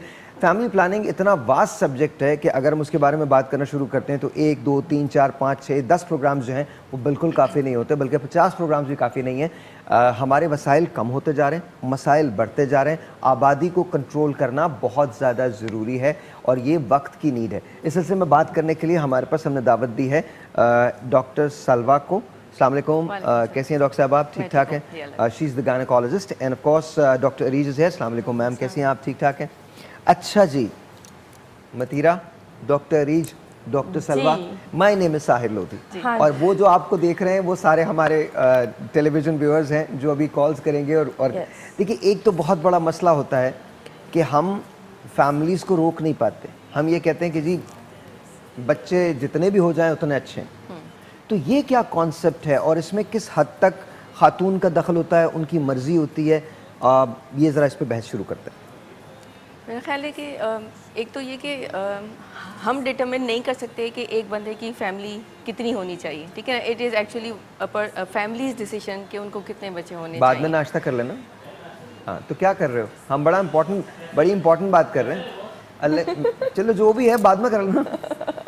जी जी, तो basically तो ये actually couple के ऊपर डिपेंड करता है कि उनको कितने बच्चे चाहिए, उनके वसाइल कितने हैं, ठीक है। They should be the people who should decide कि उनको कितने बच्चे एक्चुअली चाहिए। देखिए, आइडियली आजकल के ज़माने में with all these limited resources 2 से 3 बच्चे आई थिंक इज़ इनफ। और सिर्फ बच्चे पैदा करना नहीं है, उनकी परवरिश करना, उनको एक अच्छा इंसान बनाना, प्लस साथ में माँ की सेहत का ख्याल रखना, दैट इज़ वेरी इंपॉर्टेंट। अच्छा, मैं यहाँ पर आपने बड़ा इंपॉर्टेंट एक जुमला कहा है, माँ की सेहत के मुतालिक। अगर आपका कोई सवाल है सेहत के बारे में जो आप डॉक्टर से पूछना चाहते हैं अपनी सेहत के बारे में, तो प्लीज़ आप हमें कॉल कीजिए। हम आपकी कॉल्स को बिल्कुल थ्रू करेंगे, लाइव कर देंगे। जी प्लीज़ कंटिन्यू। जी, तो जैसे मैंने कहा कि ये एक्चुअली कपल का डिसीजन होना चाहिए कि कितने बच्चे, लेकिन एक्चुअली ये हमारे यहाँ अवेयरनेस नहीं है। एक तो लोग इतने पढ़े लिखे नहीं हैं, तो आइडिया नहीं होता। अच्छा, यहाँ एक सवाल मैं करना चाहता हूँ Mathira, you can also answer that. क्या अवेयरनेस नहीं है या हम नहीं लेना चाहते इस सिलसिले हम में? अवेयरनेस सुनना नहीं चाहते। ये टॉपिक आता है, लोग दुपट्टा मुंह पर यूं लगाकर भाग जाते हैं, इट बिकम्स अ टैबू। नहीं, वो तो देखिए वो तो खवातीन का हिस्सा है ना। मर्द भी ना, क्या हम वाकई इसके बारे में, बिकॉज अवेयरनेस तो है, अगर मैं बना 20,000 रुपए रहा हूँ और मेरे 5 बच्चे हो गए हैं तो मेरे लिए बड़ा मुश्किल होगा। बिल्कुल। अगर मैं बना 20,000 रुपए रहा हूँ और मेरे 2 बच्चे हैं तो मैं रिलेटिवली आसानी के साथ उनको पाल लूंगा। सुकून की जिंदगी भी होगी। ये sense of responsibility actually males के अंदर जो ना लैकिंग है थोड़ा। वो समझते बच्चा पैदा हो गया उसके बाद वो गली में नहीं, यहाँ सिर्फ वो मेल की बोलते आप हैं बात बच्चा कर रही हैं पैदा या होगा, फीमेल की? अपना रिस्क लाएगा और ये करेगा। दिस इज द लाइन दे से, जैसे बच्चा पैदा होगा उसका अपना रिस्क होता है और वो खुद ही बड़ा हो जाएगा। पर वो एक बच्चा, एक पौधा नहीं है क्या आप कहीं पर भी डाल दो, वही शाखें निकाल लेगा। किसी चीज़ का उनको रिस्पॉन्सिबिलिटी लेना नहीं चाह रहे होते, क्योंकि अगर उनको रिस्पॉन्सिबिलिटी होगी कि हमने बीवी का भी ख्याल रखना है, जो नेक्स्ट बच्चा पैदा होगा उसका भी ख्याल रखना है, वो रिस्पॉन्सिबिलिटी देखेंगे हमारे। सॉरी टू से, कभी कभी मर्द, आई थिंक आजकल के ज़माने में हर तरीके में कुछ मर्द हिपोक्रेट्स हो जाते हैं। वो चीज़ें अडेप्ट कर लेते हैं रिलीजन से जो उनको बेहतर लगती है और फिर चंद चीज़ों को लेकिन ये आप सिर्फ मर्दों के लिए नहीं कह सकते। इवन औरतें ये ख्वातीन के लिए भी है। हमारे यहाँ सबसे बड़ा जो बेसिक मसला होता है रिलीजन में, जब आप लेते हैं तो वो दूसरी शादी होता है। औरत के लिए दूसरी शादी बिल्कुल सही नहीं होती, वो मना कर देती है कि जी तुम दूसरी शादी कर ही नहीं सकते। मर्द जो होता है वो ये कहता है जी मेरे रिलीजन में मुझे इजाज़त मिली है। अच्छा, जो शराइत हैं फ़राइज़ की भी और हुकूक की भी, वो दोनों सुनना नहीं चाहते, वो दोनों। अच्छा जी, तो coming back to the same thing, the topic is family planning. क्या आपने अपनी फैमिली को प्लान किया है? खुदा का वास्ता अब हमें इस सिलसिले में बात करनी चाहिए। बड़ा इंपॉर्टेंट हो चुका है पाकिस्तानियों के लिए, पाकिस्तान के लिए और दुनिया के लिए। आपको पता है, छोटी सी एक मिसाल देता हूँ। आपके घर में आज पानी आता है, बिल्कुल आता है, और पानी को इस्तेमाल करने वाले 4 लोग हैं, ठीक है? आप और आपके 2 बच्चे, या आप, आपका एक बच्चा, 2 आपके माँ बाप, 5 लोग, ठीक है? लेकिन कल ये पानी कम होता चला जाएगा। और कल और मैं कहता हूँ कल कल कल ये 5 लोग जितना पानी इस्तेमाल कर रहे हैं वो 2 लोगों का पानी आपको मिला करेगा। उसका रीज़न ये है कि आबादी बहुत तेज़ी के साथ बढ़ रही है और जो आपके ज़ाहिर है पानी भी कहीं से आता है, तो वो बहुत तेज़ी के साथ वो जो रिज़र्व जो हैं वो डिप्लीट हो रहे हैं। मैं ये नहीं कहता कि आप बच्चे पैदा ना करें, बिल्कुल करें, फैमिली ना बिल्कुल करें, लेकिन फैमिली को प्लान कीजिए। अच्छा डॉक्टर साहब, मुझे ऐसे लगता है कि जैसे हमारे यहाँ बैक टू बैक जो विलादतें होती हैं वो भी इसमें बड़ा ऐड ऑन करती हैं प्रॉब्लम्स के अंदर।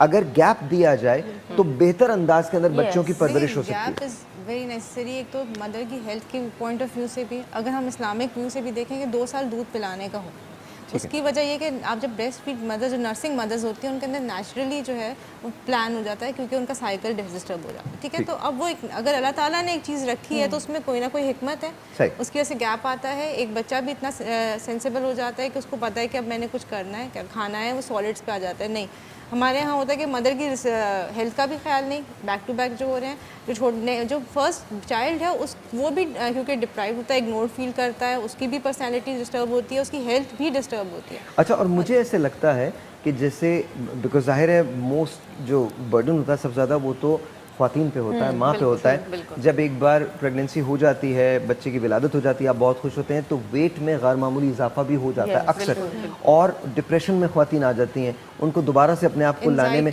तो आई थिंक मेरे ख्याल में, और बच्चों की सही नशोनुमा भी हो सकती है। एक कॉल है, मैं पहले वो लेता हूँ, फिर उसके बाद हम बात करेंगे। फिर आपको ये भी बताऊँगा कि पाकिस्तान में ऐसे 1200 क्लिनिक्स हैं जहां आप जाके अपने इन मसाइल के बारे में बात कर सकते हैं, काउंसलिंग कर सकते हैं, अपने पूरे घर को ले जा सकते हैं, वहां बिठा के आप समझ सकते हैं कि एग्जैक्टली ये चीज़ें होती किस तरह से हैं, और आपके लिए आपको बहुत बहुत मदद मिलेगी आपको इससे। एक telephone call, let's see who this is online. अस्सलाम वालेकुम। वालेकुम अस्सलाम मैम, क्या नाम है आपका? मैं महविश बात कर रही हूँ। साहिर आप? मैं अल्लाह का शुक्र। क्या नाम है आपका? मैं महविश बात कर रही हूँ। महविश जी, महविश बताइए। थोड़ा सा महविश की आवाज़ तेज़ कर दीजिएगा जी। महविश बताइए। मैं आज आपका टॉपिक वाकई बहुत अच्छा है और ये बड़ा पॉजिटिव टॉपिक है, और इसको जो है ना प्लीज़, अब टाइम है कि इसके बारे में हमें बात करनी चाहिए। वाकई लोग नहीं बात करते हैं इस बारे में, औरतें तो ख़ास तौर से थोड़ा सा वो होती हैं क्योंकि शायद उनके घर की तरफ से उनको इतना वो नहीं मिल पाता है स्पेस के ये इस बारे में बात करें। मैं एक मिडिल क्लास घराने से हूँ और मेरी दूसरी शादी भी हुई है।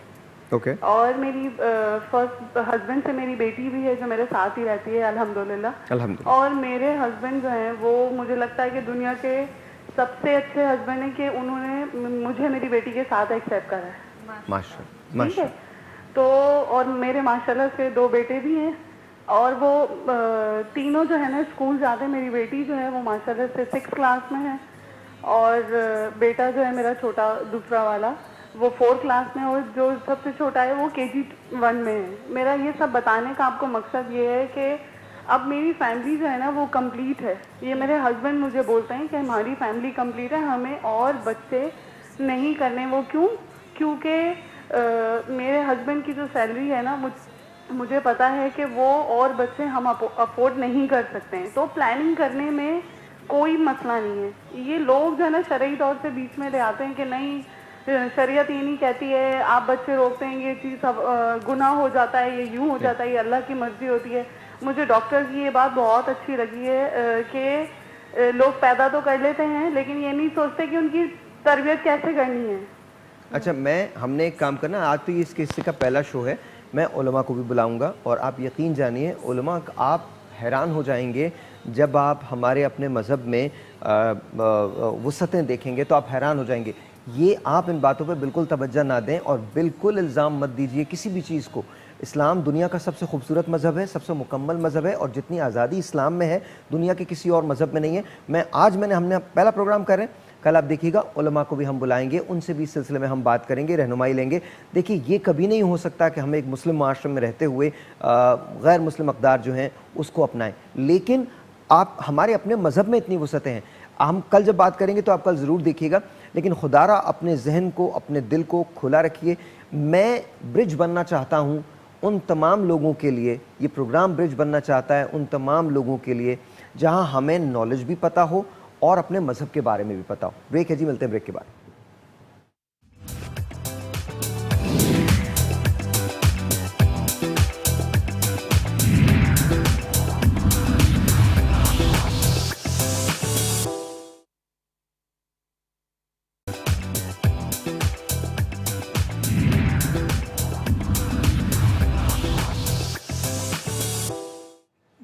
Anyway, I'm sorry. I was talking about something. Please do the इशारा. No, I was talking about something else. Just कहीं ना कहीं से बात निकल के ना मोहब्बत की आई जाती है. And somehow I refuse to believe कि anyways, never mind. Those are just my opinions. जब मोहब्बत की बात आती है, I think less kids also make ज़्यादा like you love your partner more, don't you think so? Really? Time ज़्यादा मिल जाता है? टाइम ज़्यादा मिल जाता है, स्पेस मिल जाती है. अगर नहीं, लेकिन women health देखिए- की जैसे देखिए- बात करते हैं, सॉरी टू कट यू, तो फिर जिस अगर बच्चे कम होते हैं बच्चों पे भी और अपने ऊपर भी ज़्यादा फोकस करते हैं. अच्छा, मुझे लगता है कि अगर कम बच्चे होते हैं, जो कहते थे ना कम बच्चे खुशहाल घराना, बिल्कुल सही है. बिकॉज उसका रीज़न क्या है? देखें, ए उनकी बेहतर तालीम हो सकती है, बी उनकी जो अगर कोई मेडिकल का कोई वो चीज़ है तो वो तिब्बी उनके जो वो बहुत अच्छा हो सकता है. तीसरा, उनकी ग्रूमिंग बहुत अच्छी हो सकती है. चौथी बात ये है कि आप उनको इंडिविजुअल टाइम देते हैं और उनकी पर्सनालिटी का जो बिल्डअप होता है, जो उनका वो पर्सनालिटी फॉर्मिंग जो होती है, ग्रूमिंग जो होती है, वो बड़ी खूबसूरत हो जाती है.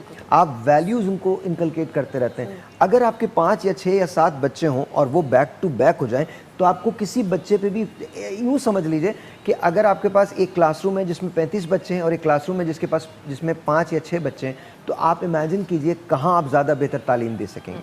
तो मुझे ऐसा लगता है कि शायद फैमिली प्लानिंग करना बहुत ज़रूरी है. इट्स ट्रू, क्योंकि आधी औरतों को पता भी नहीं होता. मेनी ऑफ द हाउसवाइफ्स आर लिविंग इन डिप्रेशन. उनको पता भी नहीं है that they are going through depression. You know, there symptoms of overeating. वो एक होता है ना, हर माँ जो करती है, हमारी माँ भी करती थी, वो हर बच्चे की प्लेट में खाना बटा हुआ था, वो बोलती है ग्रुप. तो that's a sign of not caring about yourself. मतलब इसी तरह वो टाइम पर नहीं सोती, कुछ कभी कभी सोती नहीं है. मैं आपको कल की बात बता रहा हूँ, ये कल मेरी मदर ने किया and I love her for that. And also I didn't like it but I love her for that because मेरी अम्मा की थेरेपिस्ट आती हैं. अम्मा से मूव नहीं किया जाता, वो बेड रिडन है तो वो उठ नहीं सकती हैं. तो कल मैं हमेशा हर रोज़ जाता हूँ उनके पास और 2-2.5 घंटे में उन्हीं के पास होता हूँ. And she smiles, she laugh and I love her for that. तो मैंने उन्हें फ़ोन किया यहाँ से निकल के, मैंने कहा अम्मा मैं आ रहा हूँ आपके पास. तो मुझे प्रॉन्स, श्रिम्प और मछली बहुत पसंद है और अम्मा के हाथ की बहुत पसंद है. तो वो कभी कभी क्या करती हैं, वो बैठ जाती हैं जाके किचन के अंदर अपनी चेयर पे, उनको पकड़ के लोग बिठा देते हैं और वो वहाँ बैठ के मेरे लिए बनाती हैं. तो yesterday the therapist was there और मैंने अम्मा से, अब अम्मा ने मुझसे वादा कर लिया और मुझे पता था कि ये होना है. अम्मा ने मुझसे वादा कर लिया. मैंने कहा अम्मा उनको आप भेजिएगा नहीं, मैं आ रहा हूँ, मैं कल खा लूँगा, कोई इशू नहीं है, कोई प्रॉब्लम नहीं है, मैं कल खा लूँगा, आप प्लीज़ उठिएगा नहीं, आप अपनी थेरेपी मुकम्मल करवाइएगा. But you know when you से कि मदर्स डू दैट, मुझे ये पता था. मैं अंदर दाखिल हुआ हूँ और मैंने अम्मा के कमरे में देखा है और मुझे अम्मा नज़र नहीं आई. और मैंने दूसरा जो मैंने रुख किया, किचन का रुख किया और किचन के बिल्कुल कॉर्नर के अंदर अम्मा बैठी हुई मुझे देख के मुस्कुराने लगी. I said you know why did you do that, क्यों किया आपने ये, आपको नहीं करना चाहिए था. And she looks at me, she goes नहीं मुझे अच्छा लगता है.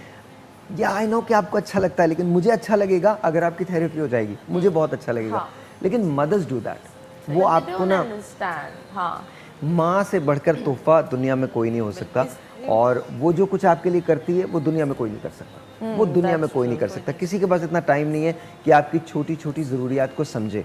लेकिन अगर 11 बच्चे हो, क्रिकेट टीम हो, तो माँ बोलेगी एक भी बच्चा सामने आए ना, लाइक फिर ये होता है कि चंद बच्चों को प्यार मिल जाता है, तो चंद बच्चे, एक्चुअली बच्चों में भी एक कंपटीशन हो जाता है कि ये माँ बाप का फेवरेट है और खारबाजी आ जाती है और एक ही खानदान में बहुत सारे टुकड़े हो जाते हैं. और उसमें तो सबसे बड़ा वाला बच्चा जरूर सफ़र करता है क्योंकि उसको रिस्पॉन्सिबिलिटी दी जाती है, इसको माँ बाप बन मैं ये जाता काम है. कर लूँ, इसको या तो वो सफ़र करता है या उसको सबसे ज़्यादा तवज्जो मिलती है, या तो उसको ये कहा जाता है कि जी बस यही बड़ा है, ये हमारा सबसे पहला बच्चा है. नहीं, ये पहला बच्चा है. हमारे यहाँ तो ये भी होता है ना, ये पहला बच्चा है. पहला बच्चा तो वो एक अनमोल तोहफा है, बाकी के बच्चे पता नहीं कहीं से आ गए. लोग तो ये भी बोलते नहीं ये तो गलती है, ये अल्लाह ना करे, अल्लाह ना. कुछ लोग ये करते हैं. I'm being honest, a lot of people they say this was unexpected, like unplanned. तो अनप्लान का मतलब क्या होता है, बच्चे के सामने ही बोल रहे हैं. देखिए मुझे ऐसा लगता है कि जैसे ये तमाम चीज़ें जो हैं इससे रिफ्रेन करना चाहिए आपको अपने बच्चों के सामने. ये बिल्कुल नहीं कहना चाहिए. उनकी पर्सनालिटी बड़ी डैमेज होती है, मुतासर होती है. जब हम फैमिली प्लानिंग की बात करते हैं तो उसमें बहुत सारी चीज़ें आती हैं. फैमिली प्लानिंग बहुत, अगर हम सिर्फ माशी फैक्टर ले लें, उसका इकोनॉमिक फैक्टर ले लें, तो वो बहुत बड़ा है. आप मैंने जैसे बात की, अगर आप फैमिली को प्लान करके चलेंगे तो उससे आपका फ़ायदा है. आप अपने बच्चों को बेहतर तालीम दे सकते हैं. आप क्वालिटी ऑफ लाइफ उनकी इम्प्रूव कर सकते हैं। आप ये बोल रहे हैं लोगों को समझ में नहीं आता, like family planning of course that is really necessary, पर जो एक टाइम होता है औरत का लेबर का, उसमें उसको एक प्रॉपर और बेस्ट मेडिकल ट्रीटमेंट्स देनी चाहिए। उसमें भी लोग डंडी मारते हैं क्योंकि उनके पास पैसे नहीं होते, तो वो अपनी बीवी की ज़िंदगी और बच्चे की ज़िंदगी स्टेक में डाल देते हैं। और अगर एवरी 9 मंथ्स डॉक्टर सलवा के पास आई थिंक केसेस भी आते होंगे, अगर हर 9 महीने या 10 मंथ्स के अंदर जो टाइम पीरियड होता है एक लेकर आ रहे हैं, तो मियाँ यही कहेगा मेरे पास तो खर्च है ही नहीं, बिकॉज वो आप रिसोर्सेज ही नहीं। अच्छा, आप किस किस्म के केसेस देखती हैं फैमिली प्लानिंग में? कभी आप काउंसलिंग करती हैं? इसके बारे में बात करेंगे, लेकिन मुझे ब्रेक लेनी है। ब्रेक के बाद, क्योंकि आप जाहिर है इससे आपका ये आपका पेशा है, तो हम इससे सिलसिले में बात करेंगे। एक छोटा सा ब्रेक के मिलते हैं, ब्रेक के बाद जाइएगा कहीं नहीं। बड़ा इंपॉर्टेंट टॉपिक है, पाकिस्तान के लिए बहुत इंपॉर्टेंट है, आपके लिए बहुत इंपॉर्टेंट है, बच्चे की ज़िंदगी के लिए इंपॉर्टेंट है, माँ की ज़िंदगी के लिए इंपॉर्टेंट है। Will be right back.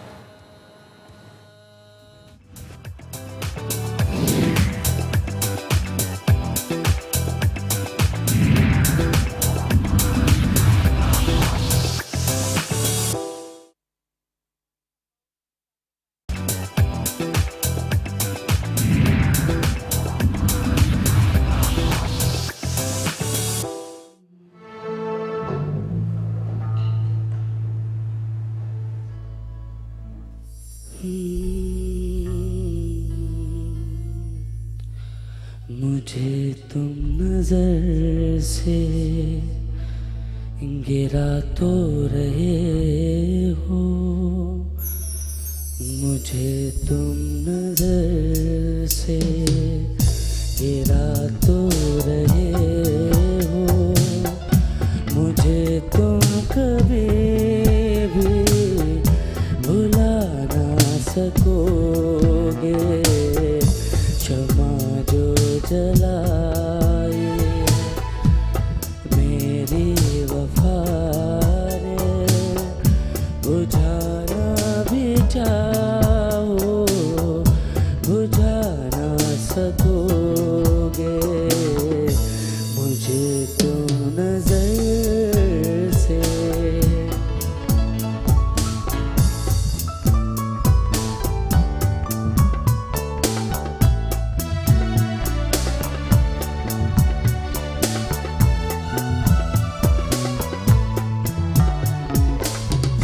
मेरी याद होगी जिधर जाओगे तुम, कभी नगमा बन कर, कभी बन के आंसू। मेरी याद होगी जिधर जाओगे तुम, कभी नगमा बनकर, कभी बन के आंसू। तड़पता मुझे हर तरफ पाओगे तुम, क्षमा जो जलाई है मेरी वफा ने, बुझाना भी चाहो बुझा ना सकोगे। मुझे तुम नजर से गिरा तो रहे हो, मुझे तुम कभी भी भुला ना सकोगे। मुझे तुम नजर से। Very nice Basit, very nice, very nice. Thank you so very much, बहुत बहुत शुक्रिया। That was a beautiful song, बहुत बहुत शुक्रिया। हम बात कर रहे थे फैमिली प्लानिंग की। अवामिल क्या होते हैं, कहीं ना कहीं ख़वातीन का भी तो इसमें हिस्सा होता है। अभी इन्होंने एक बड़ा इंपॉर्टेंट ब्रेक के दौरान पॉइंट उठाया, वो ये कहती हैं कि जी मदर इन लॉ की भी बड़ी इसमें इन्वॉल्वमेंट होती है। ये हम क्लिनिक्स में बहुत ज़्यादा देखते हैं कि कपल के अलावा मदर इन लॉ का भी बहुत इन्फ्लुएंस होता है। और मदर इन लॉ के अलावा मोहल्ले की औरतें, स्पेशली फैमिली प्लानिंग, मोहल्ले की औरतें भी आपस में सब डिस्कस करती हैं कि जी मैंने ये मेथड यूज़ किया, इससे मुझे ये प्रॉब्लम हुआ, तो आप ये मेथड ना यूज़ करें। या वो जो हमारे सोशल टैबूज बन जाते हैं कि जी फैमिली प्लानिंग आप तरीके इस्तेमाल करेंगे तो आपका वज़न बढ़ जाएगा, मोटे हो जाएंगे, या आपको कोई कैंसर हो जाएगा। तो ये सब चीज़ें प्रॉब्ली जो गैदरिंग्स होती हैं, इवनिंग गैदरिंग्स, मोहल्ले की औरतें आपस में डिस्कस अच्छा, करती कितना हैं। प्रेशर होता है शादीशुदा लोगों पे फ़ौरन औलाद के होने का? बहुत ज़्यादा।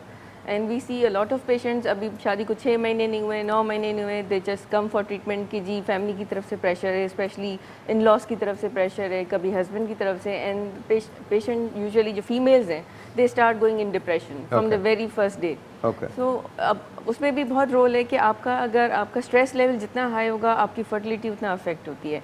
सो वी टेल देम कि जी अभी तो शुरू मतलब 1 ईयर तक तो हम कुछ भी नहीं एक्चुअली करते हैं सिवाय एडवाइस देने के, मल्टीविटामिन या फोलिक एसिड सप्लीमेंट्स दे देते हैं और उनको यही समझाते हैं कि स्ट्रेस लेवल अपना कम करें तो प्रेगनेंसी हो जाएगी, क्योंकि most of the time there is no medical problems with them except डे के प्रेशर होता है। प्रेशर की वजह से बहुत ज़्यादा स्ट्रेस में होते हैं। And the other thing is कि आई वुड से कि फैमिली प्लानिंग तो चलो ठीक है, लेकिन फैमिली स्पेसिंग भी बहुत इंपॉर्टेंट है।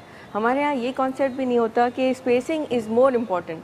ठीक है, आपने अगर 4 बच्चे भी करने हैं तो इट इज़ इम्पॉर्टेंट कि एटलीस्ट गैप आप 2 to 3 years मिनिमम गैप दें ताकि मदर अपनी हेल्थ रीगेन कर अच्छा, ले। ये ज़रा गौर देखिए, आज जो बात हो रही है ये ऑथेंटिक है, मेडिकल साइंस कहती है 2 से 3 साल का गैप होना चाहिए। Exactly Okay. क्योंकि आपके आयरन स्टोर्स डिप्लीट हो जाते हैं प्रेगनेंसी में। आयरन है, कैल्शियम है, विटामिन डी, ये आपकी सारी मोबिलाइज होकर बेबी की तरफ जाती है, तो मदर को ये सब स्टोर वापस रीगेन करने में टाइम लग जाता है, कम से कम 2 साल लग जाते हैं। एग्जैक्टली। Okay, ठीक है। स्पेशली डाइट, अगर आप सप्लीमेंट्स भी लें तो जाके आपकी सब चीज़ें रिकवर होना शुरू हैं। प्लस आपकी हेल्थ, आपने जो वेट गेन किया है, जो आपके हार्मोनल इम्बैलेंसेस बॉडी में हुए हैं, फिर आपको बेबी को फीड कराना है तो वो भी मदर की ऊपर डिमांड होती है, ठीक है, प्रेशर होती ठीक है, है, तो वो ये सब चीज़ें आपकी हेल्थ को ख़राब करती हैं, आपकी नींद पूरी नहीं होती। ऑब्वियसली एक छोटे बेबी के साथ आपको घर की जिम्मेदारी भी निभानी है, बच्चे को भी देखना है और बाकी लोगों को भी देखना है। अच्छा, हमारे यहाँ कॉन्सेप्ट ये होता है कि शादी हो गई है, 2-3 बच्चे कर लें बैक टू बैक और उसके बाद फिर आराम रहेगा सारी ज़िंदगी का।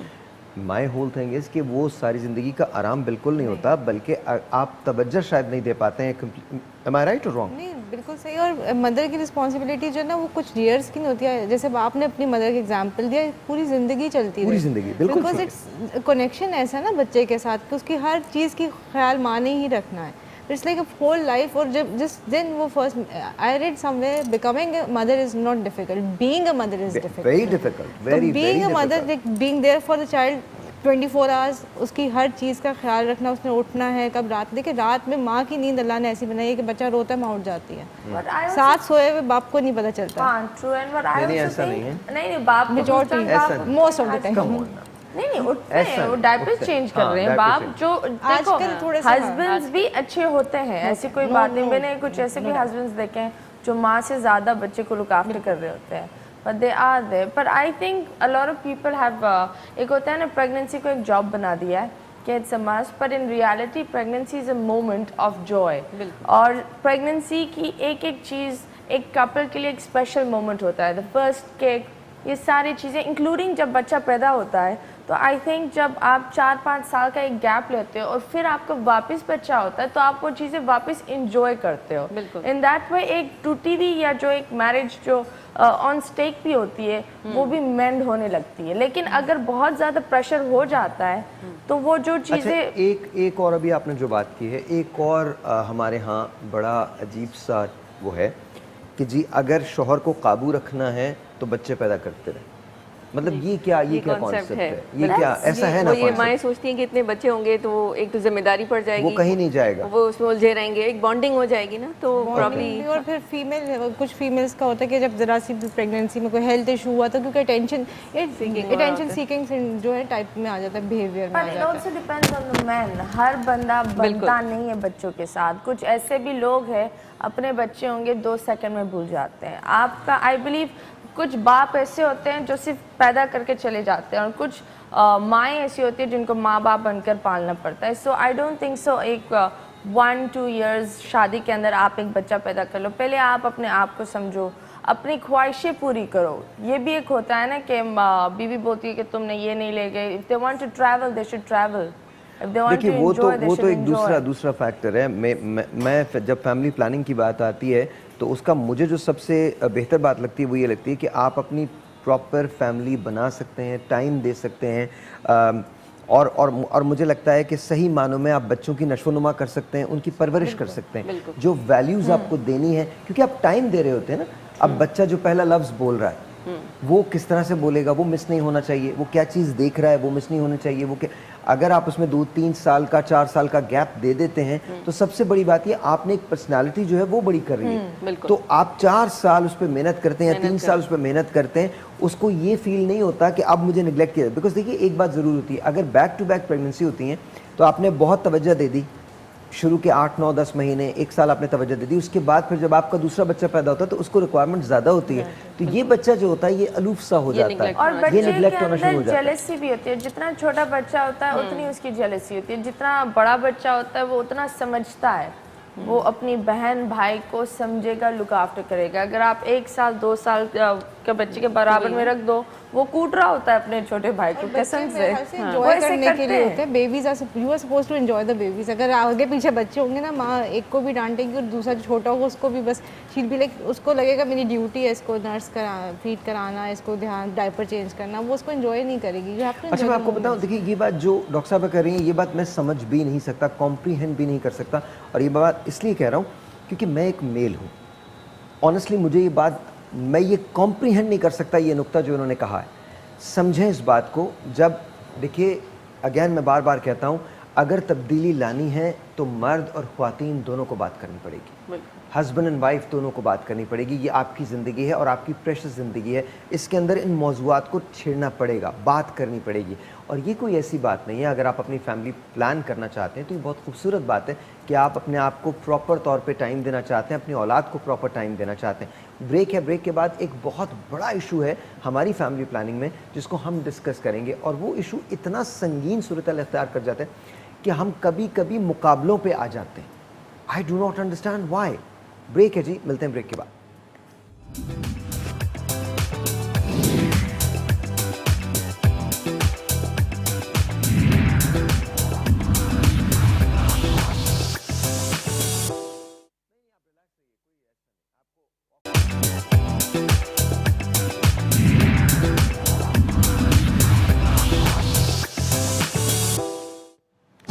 Thank you very much.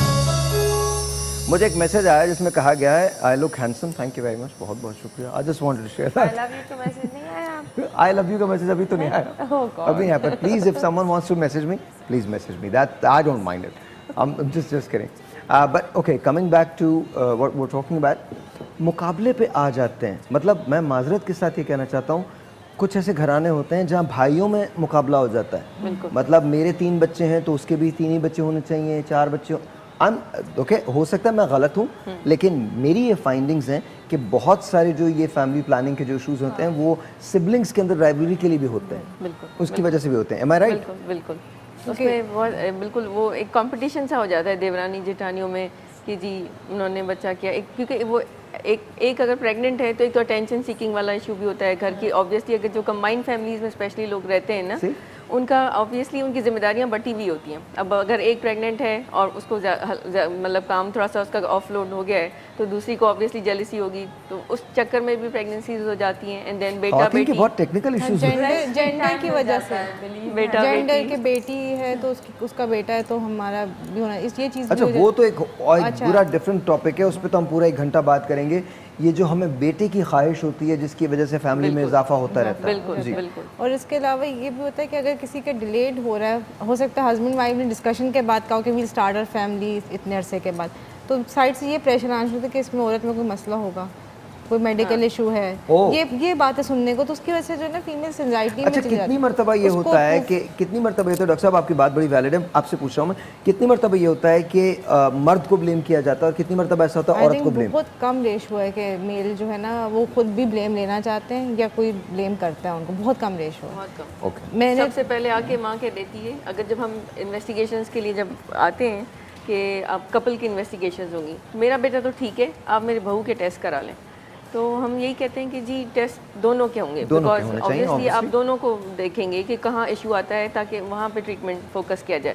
तो दे टोटली रिफ्यूज़, शुरू से ही बहुत रिपीटेड उनके काउंसलिंग सेशंस होते हैं, उनको हर विजिट में काउंसिल किया जाता है कि without husbands proper evaluation treatment आगे नहीं बढ़ेगा। लेकिन हमें बहुत रेजिस्टेंस उस पर आती है कि जी हमारी तरफ से अच्छा, तो क्या सब सही ये प्रेशर भी होता है, हस्बैंड ये कहता है कि अगर 2 बेटियां हो गई हैं तो अब अगर बेटा नहीं होगा तो मैं तुम्हें डिवोर्स कर दूंगा, खुदा ना करे, ये प्रेशर्स भी होते ये हैं? भी प्रेशर्स है, ये भी होता है। A lot of them, I think बहुत सारे केसेस ऐसे होते हैं। सबर वाले हस्बैंड्स लाइन लगा लेते हैं, वरना दूसरे तो बोलते हैं कि औरत में मसला है। हाँ। एंड आई थिंक सो ये रोल आता है सास का, क्योंकि a mother in law has the full hands on the बेटा।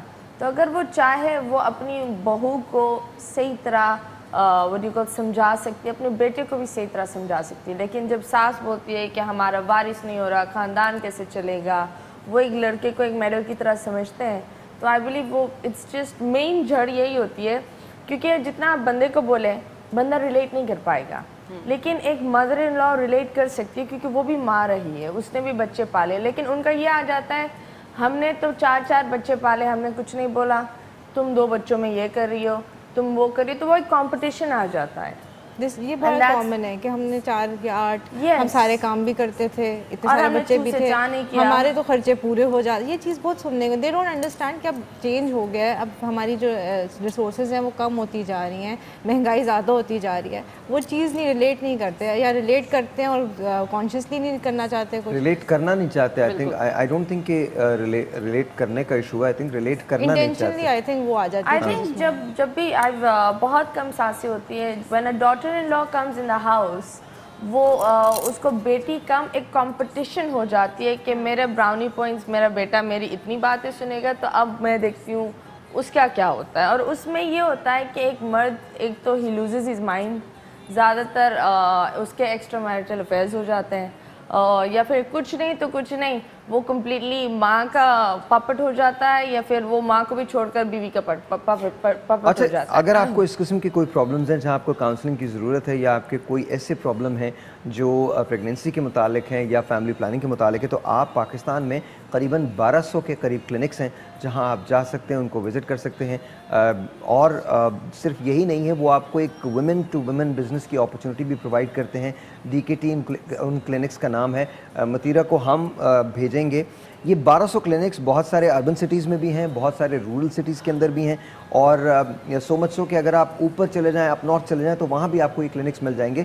यहाँ आपको ऐसे लोग मिलते हैं, ऐसे काउंसलर्स मिलते हैं, ऐसे गाइडेंस काउंसलर्स मिलते हैं जो आपके फैमिली की प्रॉब्लम्स को समझते हैं, आपके साथ बैठ के बात कर सकते हैं, आपको समझा सकते हैं, आपके पूरे ख़ानदान को काउंसल कर सकते हैं। तो प्लीज़ मेरी आपसे रिक्वेस्ट होगी, उनको ज़रूर ट्राई कीजिए। हम इस सिलसिले में मज़ीद बात करते रहेंगे। देखिए, आज हमने अपना पहला प्रोग्राम फैमिली प्लानिंग के हवाले से किया है, और मज़ीद शोज़ आप देखेंगे फैमिली प्लानिंग के हवाले से ही होंगे। एक बहुत बड़ा इशू जो है फैमिली प्लानिंग का, वो ये है कि अगर बेटी हो गई है और 2 बेटियां अगर हो गई हैं, तो बेटे की ख्वाहिश में मज़ीद 3, 4, 5, 6 बच्चे पैदा कर लिए जाते हैं जब तक बच्चा बेटा नहीं हो जाता। मैं तो इस बात को समझ ही नहीं सकता, इसको कॉम्प्रीहेंड नहीं कर सकता। रीज़न उसका ये है बिकॉज मुझे लगता है बेटी भी उतनी ही प्रेशस होती है जितना बेटा प्रेशस होता है। बेटी भी वो सब कुछ कर सकती है जो बेटा कर सकता है। जो चीज़ मुझे समझ में नहीं आती वो ये समझ में नहीं आती कि अगर बीवी माँ हो सकती है, अगर बीवी बेटी हो सकती है, अगर बीवी बहन हो सकती है, मतलब औरत बहन हो सकती है, तो फिर वो हमारे बराबर क्यों नहीं चल सकती, उसकी हम बात क्यों नहीं सुन सकते। इस पूरी कहानी के अंदर उसका उतना ही किरदार है जितना आपका है, बल्कि शायद आपसे कहीं ज़्यादा किरदार है। रात को जब बच्चा परेशान होता है तो माँ उठती है, रात को जब उसे किसी भी चीज़ की ज़रूरत होती है तो माँ उठती है, दिन में जब वो ठोकर खा के गिरता है तो सबसे पहले माँ के पास आता है या आती है। ये माँ है जो तमाम पेन्स लेती है, ये माँ है जिसकी जिम्मेदारी होती है जो बच्चे को फीड करे, जो बच्चे को खाना खिलाए। मैं ये नहीं कह रहा कि बाप का रोल किसी तौर पे भी कम है, बिल्कुल नहीं। बाप बाहर जाता है, कमाता है बहुत सारे, और अब तो माएँ भी कमाती हैं। मैं सिर्फ इतना कहता हूँ कि रिस्पेक्ट दीजिए, उस रिश्ते को रिस्पेक्ट दीजिए जो एक औरत का है, जो एक माँ का है, जो एक बीवी का है, जो एक बहन का है, और सबसे बढ़कर जो आपकी बेटी का है। जो आप प्लीज़ खुदारा बेटे की ख्वाहिश में मुसलसल एक औरत को आजमाइश से मत गुजारें। अगर बेटी हो गई है तो अल्लाह का शुक्र अदा कीजिए, अल्लाह का लाख लाख एहसान है। अपनी फैमिली को प्लान करके चलिए ताकि आपके हालात में बेहतरी आ सके। आप कुछ कहना चाहती हैं उन लोगों से जो आपको देख रहे हैं, कुछ बताना चाहती हैं? मेरे ख्याल में सिर्फ मैं ये मैसेज देना चाहूँगी कि फ़ैमिली प्लानिंग के लिए अलग से आपको कहीं जाने की ज़रूरत नहीं होती। स्पेशली फ़ैमिली प्लानिंग का बेस्ट टाइम है अगर आप डिस्कस करना चाहते हैं डॉक्टर के साथ या किसी भी नर्स के साथ या लेडी वर्कर के साथ, तो it is the pregnancy time. ठीक है, जब आप प्रेगनेंसी के विज़िट के लिए जाते हैं, आप उसी वक्त ये बेस्ट टाइम है कि आप अपने डॉक्टर से पूछ लें कि जी हमारे पास क्या ऑप्शंस अवेलेबल हैं कॉन्ट्रासेप्शन के, हम अपनी फैमिली प्लानिंग करना चाहते हैं, हम कितना स्पेस करना चाह रहे हैं, 2 साल 3 साल वक्फा, आप अपना ये सब चीज़ें सोचना शुरू करें। स्पेशली फ़र्स्ट प्रेगनेंसी में, first pregnancy is the best time जब आपकी हेल्थ बिल्कुल मैक्सिमम अपने उस पर है, आप अपनी चीज़ें उसी वक्त प्लान कर लें, डॉक्टर से डिस्कस कर लें, ताकि आप अब तो हमारे पास मॉडर्न कॉन्ट्रासेप्टिव मेथड्स अवेलेबल हैं जो आप at the time of delivery उनको हम बिल्कुल उनको एडवाइस कर सकते हैं, वो स्टार्ट यूज़ देखिए कर सकते वो हैं। भी एक दूसरा वो है। पहले तो ये माइंडसेट चेंज होना है, पहले तो बिल्कुल। ये समझना तो वो ज़रूरी इसीलिए है। ना pregnancy is देखिए the best time कि वो mother जा रही है। मैं जो अभी तो हम प्रेगनेंसी की तरफ भी नहीं जा रहे, अभी तो इस माइंडसेट को चेंज होना ज़रूरी है कि जी वक्फा होना चाहिए बिल्कुल। बच्चों की पैदाइश में। अभी तो हम ये बात कर रहे हैं और अभी इसके अंदर हम ये भी बात करेंगे। देखिए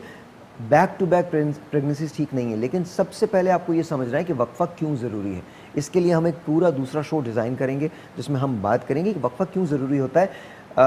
जो ख़वातीन होती हैं उनकी बॉडी सर्टन चेंजेस से गुजरती है और वो चेंजेस उनकी हेल्थ पे बहुत ज़्यादा भारी होती हैं।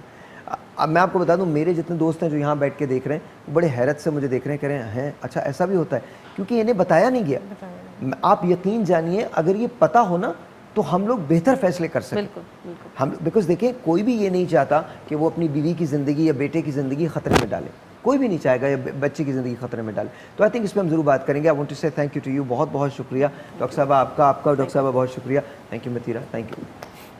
और I guess yeah that's her signature move. So एक छोटा सा ब्रेक है, आपसे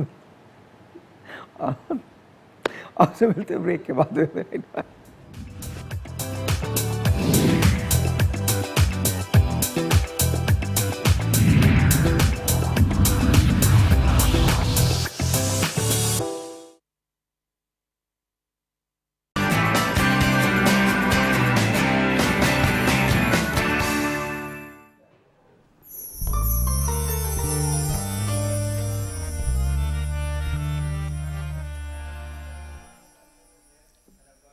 रेस्ट ऑफ माई फ्रेंड्स है, हुमैरा इज़ अस्सलाम वालेकुम जी, कैसी हैं आप? ठीक ठाक। उम्मे राहिल इज़ अस्सलाम वालेकुम, कैसी हैं आप? ठीक ठाक। डॉक्टर काशिफ इज़ अस्सलाम वालेकुम, कैसे हैं आप? And of course Humaira is here, अस्सलाम वालेकुम, how are you? And you guys are here. So बहुत बहुत शुक्रिया। मैंने ख़ास तौर पे फीचर करना है आज इनके टैलेंट को। अली ज़फ़र जो है बहुत कमाल गाते हैं, बहुत खूबसूरत गाते हैं, हारमोनियम इनके पास होता है। तो आज अब रिक्वेस्टेड हिम कि ये मेरी एक बहुत फेवरेट गज़ल है इब्न इंशा की, इंशा जी उठो अब कूच करो, इस शहर में जी को लगाना क्या, वो अगर थोड़ा सा हमें सुना देते।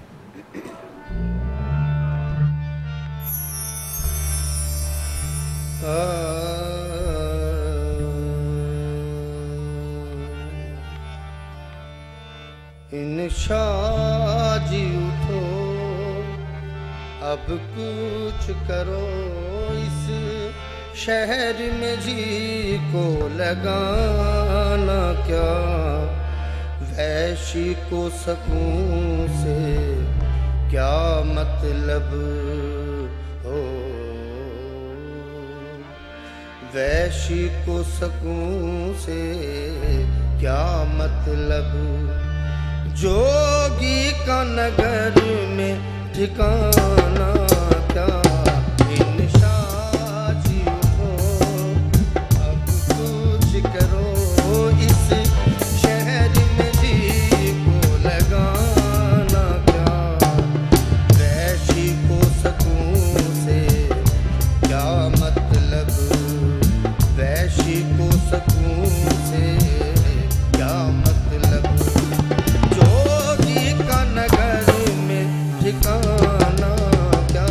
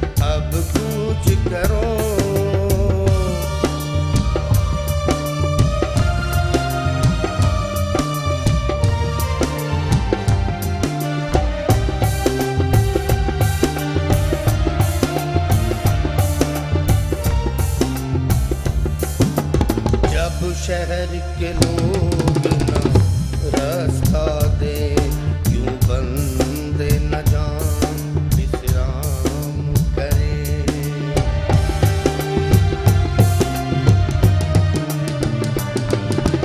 जब शहर के लोग ना रास्ता दे यूं बंदे न जान विश्राम करे दीवानों की सिना बात करे दीवानों की सिना बात करे तो और करे दीवाना क्या इन शाजी उठो अब कुछ करो इस शहर में जी को लगाना क्या इन शाजी उठो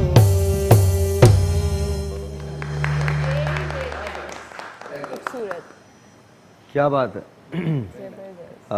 कहीं कहीं लाइन से उतर गए थे, बट वैसे अच्छा था, बहुत अच्छा था। इसका जो एक शेर है बहुत खूबसूरत है। इस दिल के दरीदा दामन में देखो तो सही, सोचो तो सही, जिस झोली में 100 छेद हुए उस झोली का ऐलाना क्या। ज़बरदस्त। इसका जो शेर आपने पढ़ा नहीं वो सबसे खूबसूरत है और वजह शोहरत भी यही शेर बना था। शब बीती चांद भी डूब चला, जंजीर पड़ी दरवाजे में। शब बीती चांद भी डूब चला, जंजीर पड़ी दरवाजे में। क्यों देर गए घर आए हो, सजनी से करोगे बहाना क्या। इन शाजी उठो अब कूच करो, इस शहर में जी को लगाना क्या। वहशी को सुकून से क्या मतलब, जोगी का नगर में ठिकाना क्या। क्या बात है। और इसका जवाब जो दिया गया था वो दोनों लोगों को दिया गया था। उस्ताद अमानत अली ख़ान साहब के लिए भी वो कही गई थी। आई थिंक खलील हैदर ने पढ़ा था इसको, खलील ने पढ़ा था, मुझे याद नहीं है। और इब्न इंशा के लिए खलील ने पढ़ा था ना। ये किसने कहा तुम कूच करो, बातें ना बनाओ इंशा जी, ये शहर तुम्हारा अपना है, इसे छोड़ ना जाओ इंशा जी। जितने भी यहाँ के बासी हैं सबके सब तुमसे प्यार करें, क्या इनसे भी मुंह फेरोगे, ये जुल्म न ढाओ इंशा जी। ये किसने कहा तुम कूच करो, बातें न बनाओ इंशा जी, ये शहर तुम्हारा अपना है, इसे छोड़ न जाओ इंशा जी। एनीवेज बहुत खूबसूरत आपने जो पढ़ा, मुझे बहुत अच्छा लगा। आप लोगों के क्या हाल चाल हैं, ठीक ठाक? कैसे हो मेरा, कैसी हैं आप? बिल्कुल ठीक ठाक हैं। और आप कैसी हैं डॉक्टर साहब? ठीक ठाक। आप कैसे डॉक्टर साहब? ठीक हूँ, थैंक यू कहाँ वेरी मच। आज आपको जाना नहीं होता है 11 बजे? नहीं, मैं बीच में आ गया, आज मेरा लेक्चर नहीं था। आज कहाँ लेक्चर दे रहे हैं आप आज? I am working at Fatima Jinnah dental hospital.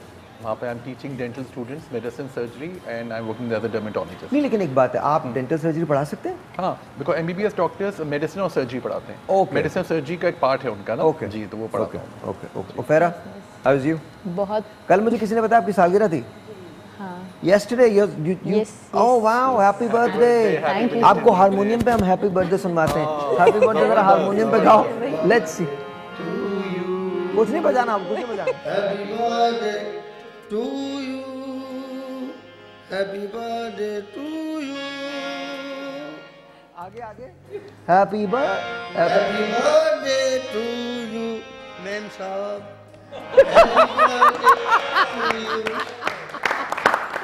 Happy birthday to you. Thank you so much. बहुत तो Thank you, that's sir. I think I came to find out yesterday. कल मुझे लोगों ने बताया था या आज बताया मुझे, आई डोंट नो व्हेन, लेकिन one of these days. So congratulations. Thank you so क्या much. कल 42 साल? Oh my God. कोई भाई कितना भी समझ ले, it's अच्छा, just a number. वैसे पूछनी तो नहीं चाहिए, लेकिन फिर भी वैसे हम अपने जनरल नॉलेज के लिए जनरल नॉलेज के लिए पूछ रहे हैं। बता दीजिए कितने साल की हो गई आप? मैं तो अभी 30 की भी नहीं हुई ना। 30 की भी नहीं 30 की भी नहीं हुई हुई। अभी 30 नहीं हुई। बता दूं। और कभी नहीं बता होगी। दो। 33 33. That's okay. That's really young. बतानी पड़ गई। कोई बात नहीं, 33 is nothing यार। 7 साल बाद आप 40 की हो जाएंगी। 7 साल बाद। हाँ, 17 साल बाद 50 की, तो it's okay. अगर रही तो इंशाल्लाह। इंशाल्लाह ताला। ये क्या बात है, इंशाल्लाह ताला। अच्छा जी, I've got a very special friend, और ये मैं जानबूझ के कर रहा हूँ because the reason is because she's a very special friend, और वो उन्होंने मुझे हमेशा बहुत सपोर्ट किया, हमको बहुत सपोर्ट किया, तो we are supporting her. उनकी मास्टर क्लास जो है वो होने जा रही है, और एक दिन का मेकअप मास्टर क्लास है। आप भी उनकी इस मास्टर क्लास को ज्वाइन कर सकते हैं।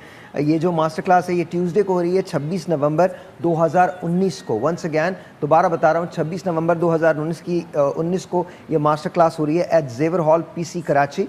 टाइमिंग इसकी 12 से 5 बजे तक हैं। And of course Mona J is actually doing this. So Mona is a very dear friend और मुझे वो हमेशा बहुत पसंद है और वो हमेशा जब भी आती हैं हमारे लिए बहुत कुछ लेके आती हैं, आपके लिए बहुत कुछ लेके आती हैं। तो वी थॉट कि हम उनको ये ना थोड़ा सा हम उनके लिए कुछ करें ऐसा। तो we are doing this for you. और मैं इसको आज भी अनाउंस कर रहा हूँ, कल परसों भी अनाउंस कर दूंगा, because we love you, we seriously love you Mona. Mona master class देने जा रही हैं, एक दिन की मास्टर क्लास है ट्यूसडे 26 नवंबर को और ये जेवर हॉल पीसी के अंदर है। And by the way 26 November is the day when Shaista was born also. So Shaista की so that is why I remember this. तो शाइस्ता की वो बर्थडे भी है। सो एडवांस में तो हम बर्थडे कर नहीं सकते, लेकिन मैं आपको ये बता रहा हूँ कि शाइस्ता की वो बर्थडे भी है। So that's very special day for us, for all of us, for me specially. Timings जो है वो 12 से 5 बजे की है और रजिस्ट्रेशन के लिए आप कॉल कर सकते हैं। नंबर भी हम आपको दे देंगे 0321217659 ये नंबर है, ये भी हम आपको बताते रहेंगे।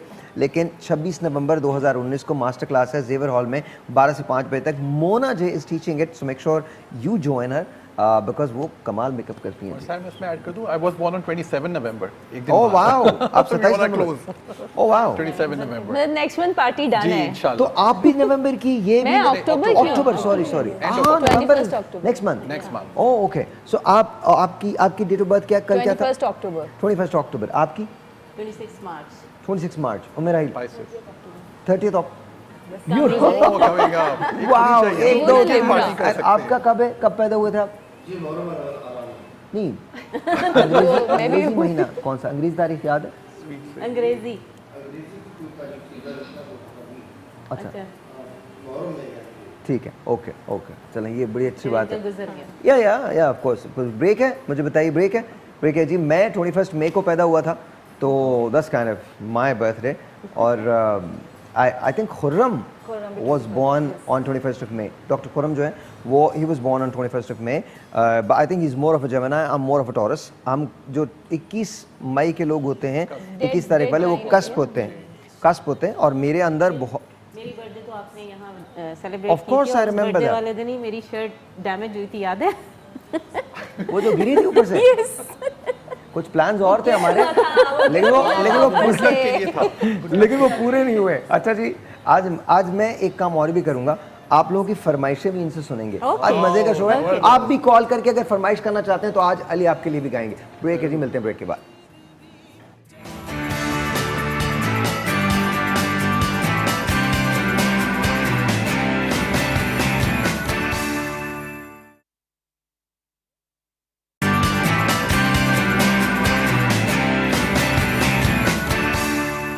Alright, so we're sitting with friends. तो मेरा आपसे शुरू करते हैं, कौन सा गाना आपको बहुत पसंद है और क्यों पसंद है? वजह भी बतानी क्यों पसंद है। वजह तो जब मूड अच्छा होता है तो अच्छे गाने सुनने का दिल चलें, that's a करता very है। good thing। अब ये तो वजह पता चल गई कि मूड अच्छा था। जाहिर है जब अच्छा मूड तो होता है कौन सा गाना सुनेंगे? आफरी आफरी याद है? आए। याद नहीं गा सकते, हमारे रेडियो में ये गाना ही नहीं है। अच्छा मुश्किल। हमारे माया, उसको तो पता ही नहीं होगा, सब माया याद है? नहीं भाई नहीं, वो मैं बोल रहा हूँ सब माया अपनी, जो तुम 4 गाने तुम्हें याद जी सुनाए थोड़ा सा, बस ऐसी सुना दें, बजाय मैं। सब माया है, सब माया है, सब माया है, सब ढलती फिरती छाया है। इस इश्क में हमने जो खोया जो पाया है, जो तुमने कहा है फैज़ ने जो फरमाया है। सब माया है, सब माया है, सब माया है, सब माया है। वो लड़की भी जो चांद नगर की रानी थी, उसकी अल्हड़ आंखों में हैरानी थी, आज उसने भी पैगाम यही भिजवाया है, सब माया है। वो लड़की थी जो चांद नगर की रानी थी, उसकी अल्हड़ आंखों में हैरानी थी, उसकी अल्हड़ आंखों में भी हैरानी थी। पैगाम यही भिजवाया, आज उसने भी पैगाम यही भिजवाया है। सब माया है, सब माया है।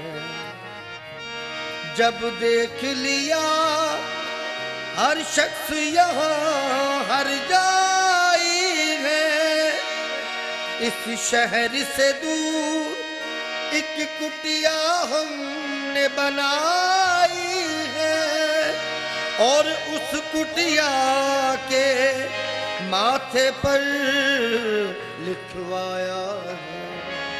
सब माया है, सब माया है। वाह वाह। मालूम हमें सब कैस मियाँ का किस्सा भी, सब एक से हैं ये रांझा भी ये इंशा भी, फरहाद भी जो एक शहर सी खोद, जो एक नहर सी खोद के लाया है। सब माया है, सब माया है, सब माया है। जो तुमने कहा है फैज़ ने जो फरमाया है, सब माया है, सब माया है। जब देख लिया हर शख्स यहाँ हर जाई है, तो शहर से दूर एक कुटिया हमने बनाई है, और उस कुटिया के माथे पे लिखवाया है। सब माया है, सब माया है, सब माया। ब्यूटीफुल, वाह वाह, क्या बात है। जियो मेरा इलाका, आपको क्या पसंद है? कुछ भी जिसके मतलब कलाम हो, कुछ जैसे आबदा परवीन को ज़्यादा मैं आबदा परवीन को मैं तो ये जुर्रत कर नहीं सकता, मैं तो बिल्कुल ये जुर्रत नहीं कर रहा, और मैं तुम्हें भी इखलाकी तौर पे मशवरा दूंगा कि ये जुर्रत मत करना। हाँ, ये मतलब ये ना, ये इस किस्म के लोग होते हैं ना, फेल करवाने के चक्कर में होते हैं खामखा में। मतलब आबदा परवीन को सिवाय आबदा परवीन के, आबदा जी को सिवाय आबदा जी के कोई और नहीं गा सकता। This is how it is. मतलब ये वो बात है, जब मैं लोगों से कहता हूँ नुसरत फतेह अली खान साहब को कुछ गा दें, क्यों, वजह क्या है? वो जो उन्होंने गा दिया बिल्कुल ठीक गाया है, उन पे एतबार कर ले। तो इस किस्म के लोग ना, ये वो लोग होते हैं जो अच्छी खासी उरूज पे होती है महफिल ना, अचानक आबदा जी का एक कलाम पेश कर दे, अब आदमी वहीं ठंडा हो जाता है बिल्कुल। कुछ पता होता है वो कर ही नहीं सकता, ये वो कर नहीं सकता। अच्छा, तो उसके अलावा कोई कुछ भी सुना दे, उसके अलावा तो कुछ भी गा दे, कोई मसला नहीं है। जी, आप क्या गा सकते हैं? जी, उर्दू सुना देते हैं सर। उर्दू क्या? बस थोड़ा सा थोड़ा सा। हाँ। रुसवा न करो।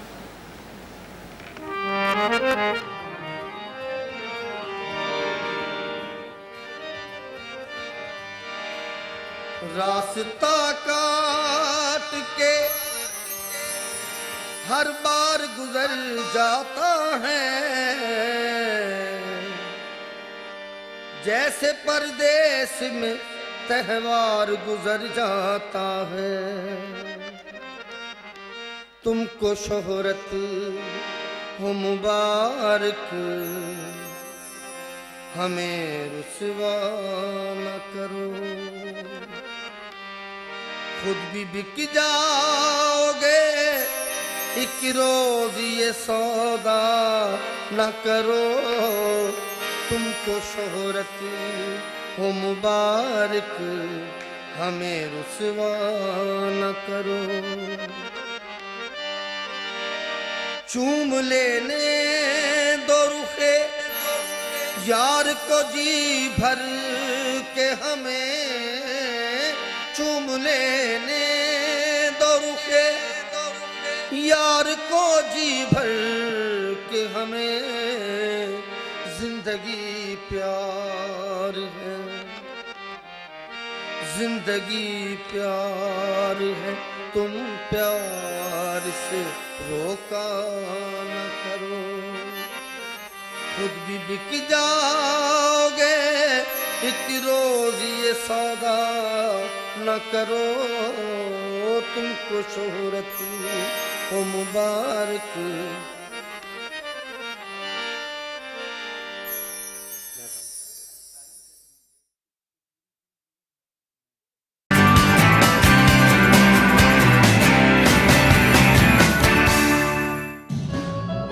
Alright ji, once again welcome back. हाँ डॉक्टर साहब, आपको कौन सा गाना पसंद है? रंजिशी सही। याद है? रंजिशी सही दिल ही दुखाने के लिए। आप फिर याद है जी, सुनाइए।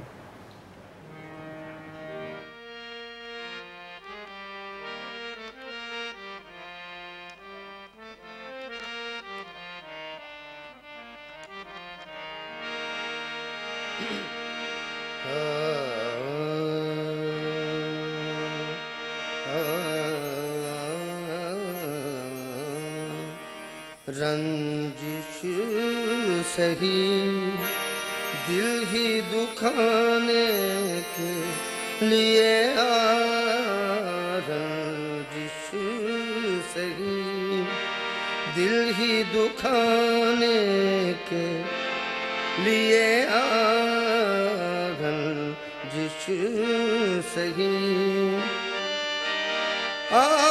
फिर से मुझे छोड़ के जाने के लिए रंजिश सही दिल ही दुखाने के लिए रंजिश सही। क्या बात। पहले से मरासिम तो न पहले से मरासिम न सही, फिर भी करो। चले चले, कोई बात नहीं जी। अच्छा, the ghazal I love most is of Ghalib, दिल नादा। और अगर आप गा सकें तो, और द शेर, the stanza I love most is we can not do that because we are not singing Indian songs. अच्छा, गालिब तो वर्ड नहीं। अच्छा ओके, मैंने अपनी चॉइस बता दी होगी। तो उसके अलावा कुछ नहीं सुना? उसके अलावा बहुत सारी गज़लें हैं, बट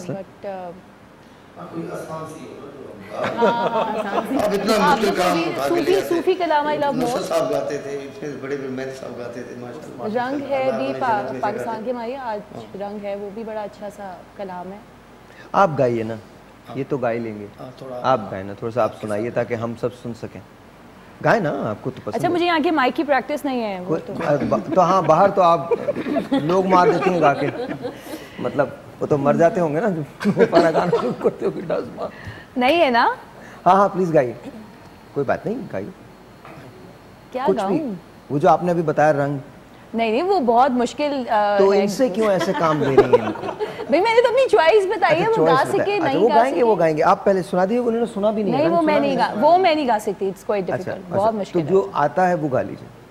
सारे टाइम वेस्ट होगा, मैं नहीं गा सकती। कोई बात नहीं, वो हमें भी पता है, लेकिन गा लीजिए, गाने में कोई हर्ज नहीं है, हम भी जानते हैं। देखिए, तुम्हारा और मेरा गाना एक जैसा है। नहीं, आप बहुत अच्छा गाते हैं, मुझे मालूम। देखो, मुझे बहुत अच्छी तरह से अपने बारे में पता है, so no worries, no worries. आपको मेरे बारे में भी थोड़ा बहुत पता है कि मैं अच्छा नहीं गा सकती, इसलिए कह रहा हूँ, इसलिए कह रहा हूँ। अच्छा, कौन सा गाना गाऊं? मुझे ऐसे गाने भी एकदम से याद नहीं आते। मैं आपको बता दूं कौन सा गाना गाए। गुलों में रंग भरे बादे नौबहार चले। आसान बताएं जो मुझे आता हो। गजलें सुनती हैं आप तो? नहीं, मैं गजलें नहीं सुनती, मुझे बस एक दो गजलें बहुत अच्छी लगती हैं। अच्छा, तो वो मैं बहुत फास्ट जो पहली गजल तो हमें नहीं पता, दूसरी जो अच्छी लगती है वो कौन सी है? नहीं याद आएगा शायद अभी एकदम से। टाइम जाया होगा। टाइम जाया होगा, एकदम से कुछ नहीं आती दिमाग में। मैं जिस दिन भुला दूं तेरा प्यार दिल से, वो तो याद होगा आपको। वो आपको सुन सुन के थोड़ा बहुत याद है। तो हाँ प्लीज, ये तो बहुत बुरी मिसाल है, लेकिन कोई बात नहीं, कोई बात नहीं। अगर मुझे सुन के आप गाना चाहते हैं तो प्लीज गाइए, जरूर गाइए। अल्लाह ताला आपके हाल पे रहम करे। नहीं, लिरिक्स में कह रही हूँ कि अगर थोड़ी बहुत याद है। हाँ तो गाइए। मैं जिस दिन भुला दूं तेरा प्यार दिल से, वो दिन आखिरी हो मेरी जिंदगी का। ये आंखें उसी रात हो जाएं, ये आंखें उसी रात हो जाए अंधी। जो ये मजमे में आप गाने से ना परहेज कीजिएगा। अच्छा, क्यों बोला फिर गाने को? इतना बुरा गाते हो तो मैं कह भी रही हूं। मुझे नहीं पता था कि आप और मैं बिल्कुल एक जैसा गाते हैं। नहीं, आप बहुत अच्छा गाते हैं। आप अपनी तारीफ सुनना चाहते हैं? बिल्कुल भी नहीं, कसम। अच्छा, मैं आपको कसम खा के कहता हूँ, चूंकि मेरा शो इसलिए मेरे को कुछ बिगाड़ नहीं सकता। नहीं, आप बहुत वरना आप यकीन जाने, वरना मैं अपनी पुरानी रिकॉर्डिंग सुनता हूँ ना, जिन पे तुम लोगों ने बजाया है, मुझे ये लगता है तुम लोगों ने खुदकुशी क्यों नहीं की। कोई तो वजह होगी, मतलब अभी आप लोगों का खुदकुशी करने का मुकाम है क्योंकि मैं अभी गा रही हूँ। नहीं, है? ये मैंने कब कहा है? ये तो मैंने बोला ही नहीं है। मतलब शुरू में झुकाता है वो सामने वाले बेचारे फिर। अच्छा एनीवे, मैं जिस दिन भुला दूं तेरा प्यार दिल से।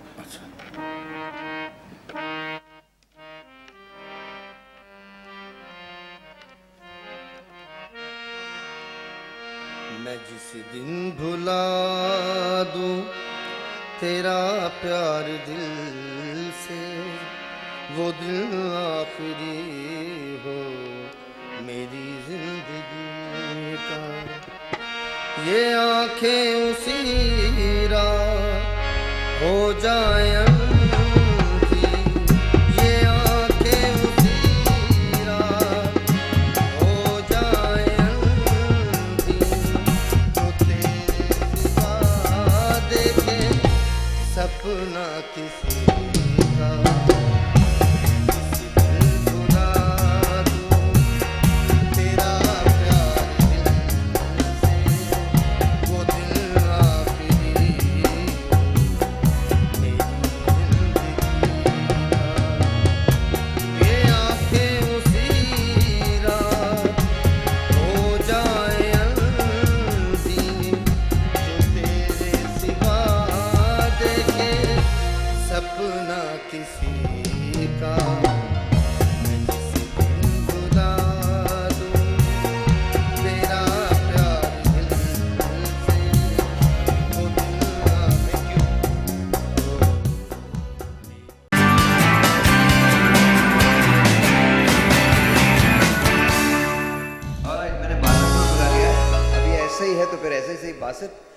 कौन सा गाना कर सकते हो?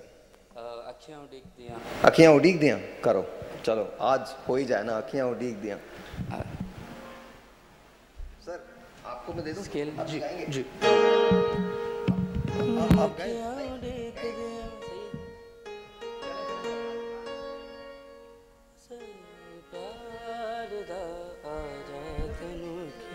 बिल्कुल टाइम नहीं है, वो ले ले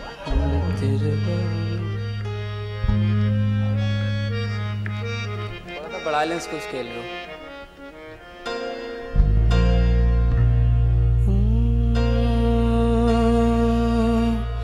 अखियां उड़ीक दियां दिल दा जमाल दा, तेरे बाजो दिल दे महरम वे, तेरे बाजो दिल दे महरम वे, मेरा जूड़ा तेरे मेरे लूलू विच, मेरी नस नस विच, मेरी लूलू विच, मेरी नस नस विच तेरी याद तुम्बा वजदा है याद। अखियां उड़ीक दियां दिल दा जमाल दा, अखियां उड़ीक दियां दिल वा जमाल दा, आजा परदेसिया वास्ता ही प्यार दा, आजा तेनू अखियां उड़ीक दियां, सजना तेनू अखियां उड़ीक दियां, आजा तेनू अखियां उड़ीक दियां, सजना तेनू अखियां उड़ीक दियां।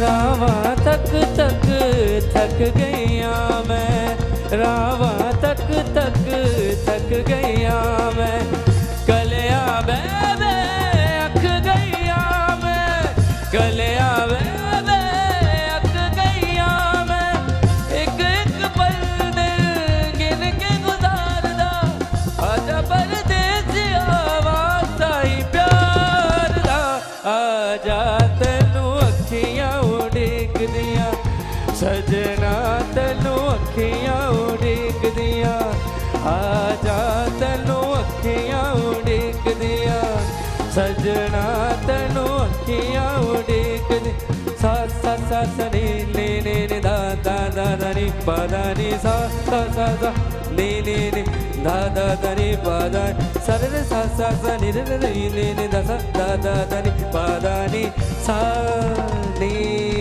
धा नी पा दा नी सा। अल्लाहू अल्लाहू अल्लाहू अल्लाहू अल्लाहू अल्लाहू अल्लाहू अल्लाहू अल्लाहू अल्लाहू अल्लाहू अल्लाहू अल्लाहू अल्लाहू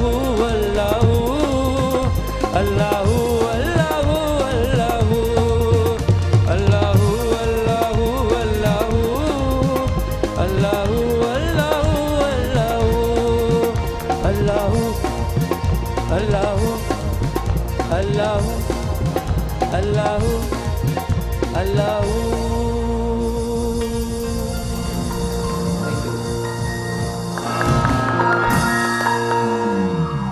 बहुत अच्छा बहुत अच्छा बहुत अच्छा बहुत अच्छा। क्या भाई कहाँ पर गायब होते हैं आप, मतलब ये तो हमारी ट्रीट है, ये वंडरफुल माशाल्लाह, बहुत अच्छे हैं आप। मेरी काफ़ी ख्वाहिशों में से एक ख्वाहिश ये भी थी कि मैं आपसे मिलूं और आज no seriously you are great. काफ़ी देर से बैठा हुआ था मैं, वेट कर रहा था अपनी बारी का। मैं तुम्हें देख रहा था ऐसे, मतलब मैं आई बिकम अ फैन। कमाल यार sir, thank you so much. Very nice very nice very nice, wonderful wonderful. 3 लोग हैं जो इसी वीक के अंदर पिछले वीक से आए हैं और जिनका मैं fan, Rafay of course we all know Rafay, we love Rafay, तो Rafay you are going to be seeing a lot. And then today Basit came and Basit is really good, wonderful, wonderful. And then this short guy Aman is also really good. Aman is also, you guys are great.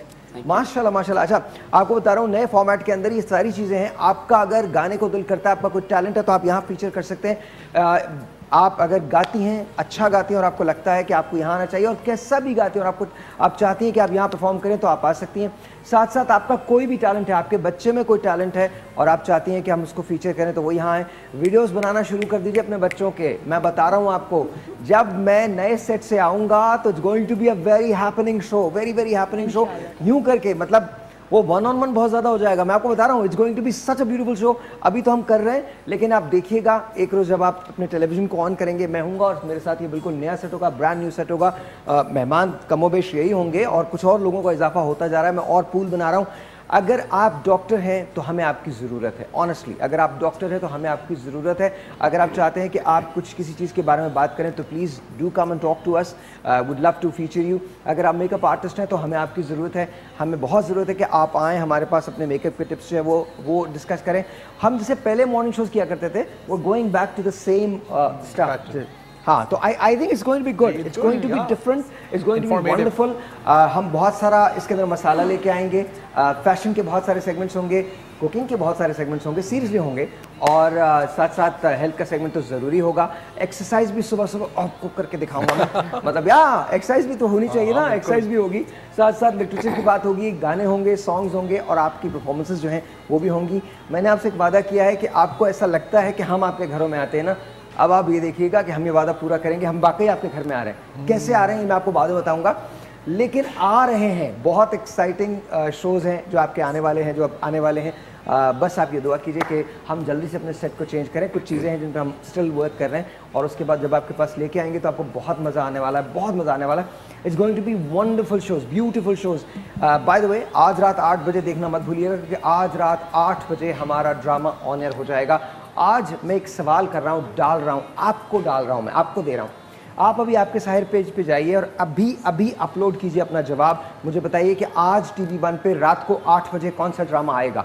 रात को जो शख्स हमें सबसे ज़्यादा मरतबा ये सही जवाब देगा उसको हम अपनी तरफ से, ख़ास तौर पे अबू रोहान ने हमें एक रिंग दी थी, हम वो रिंग उसको देने जा रहे हैं। इट्स अ सिल्वर रिंग, बहुत खूबसूरत रिंग है अबू रोहान की, और हम वो देने जा रहे हैं। लेकिन उसके लिए आपको मुझे जवाब देना पड़ेगा कि आज रात 8 बजे सब ड्रामा है में वो कौन सा ड्रामा है जो पेश किया जा रहा है। अभी जाइए आपके साहिर के पेज पे, डिजिटल अभी इंफॉर्मेशन ले लीजिए, TV1 के पेज पे चले जाइए, आपके साहिर के पेज पे चले जाइए, अभी उसके अंदर बताइए कि कौन सा ड्रामा है जो आज रात 8 बजे TV1 आपकी खिदमत में पेश करेगा।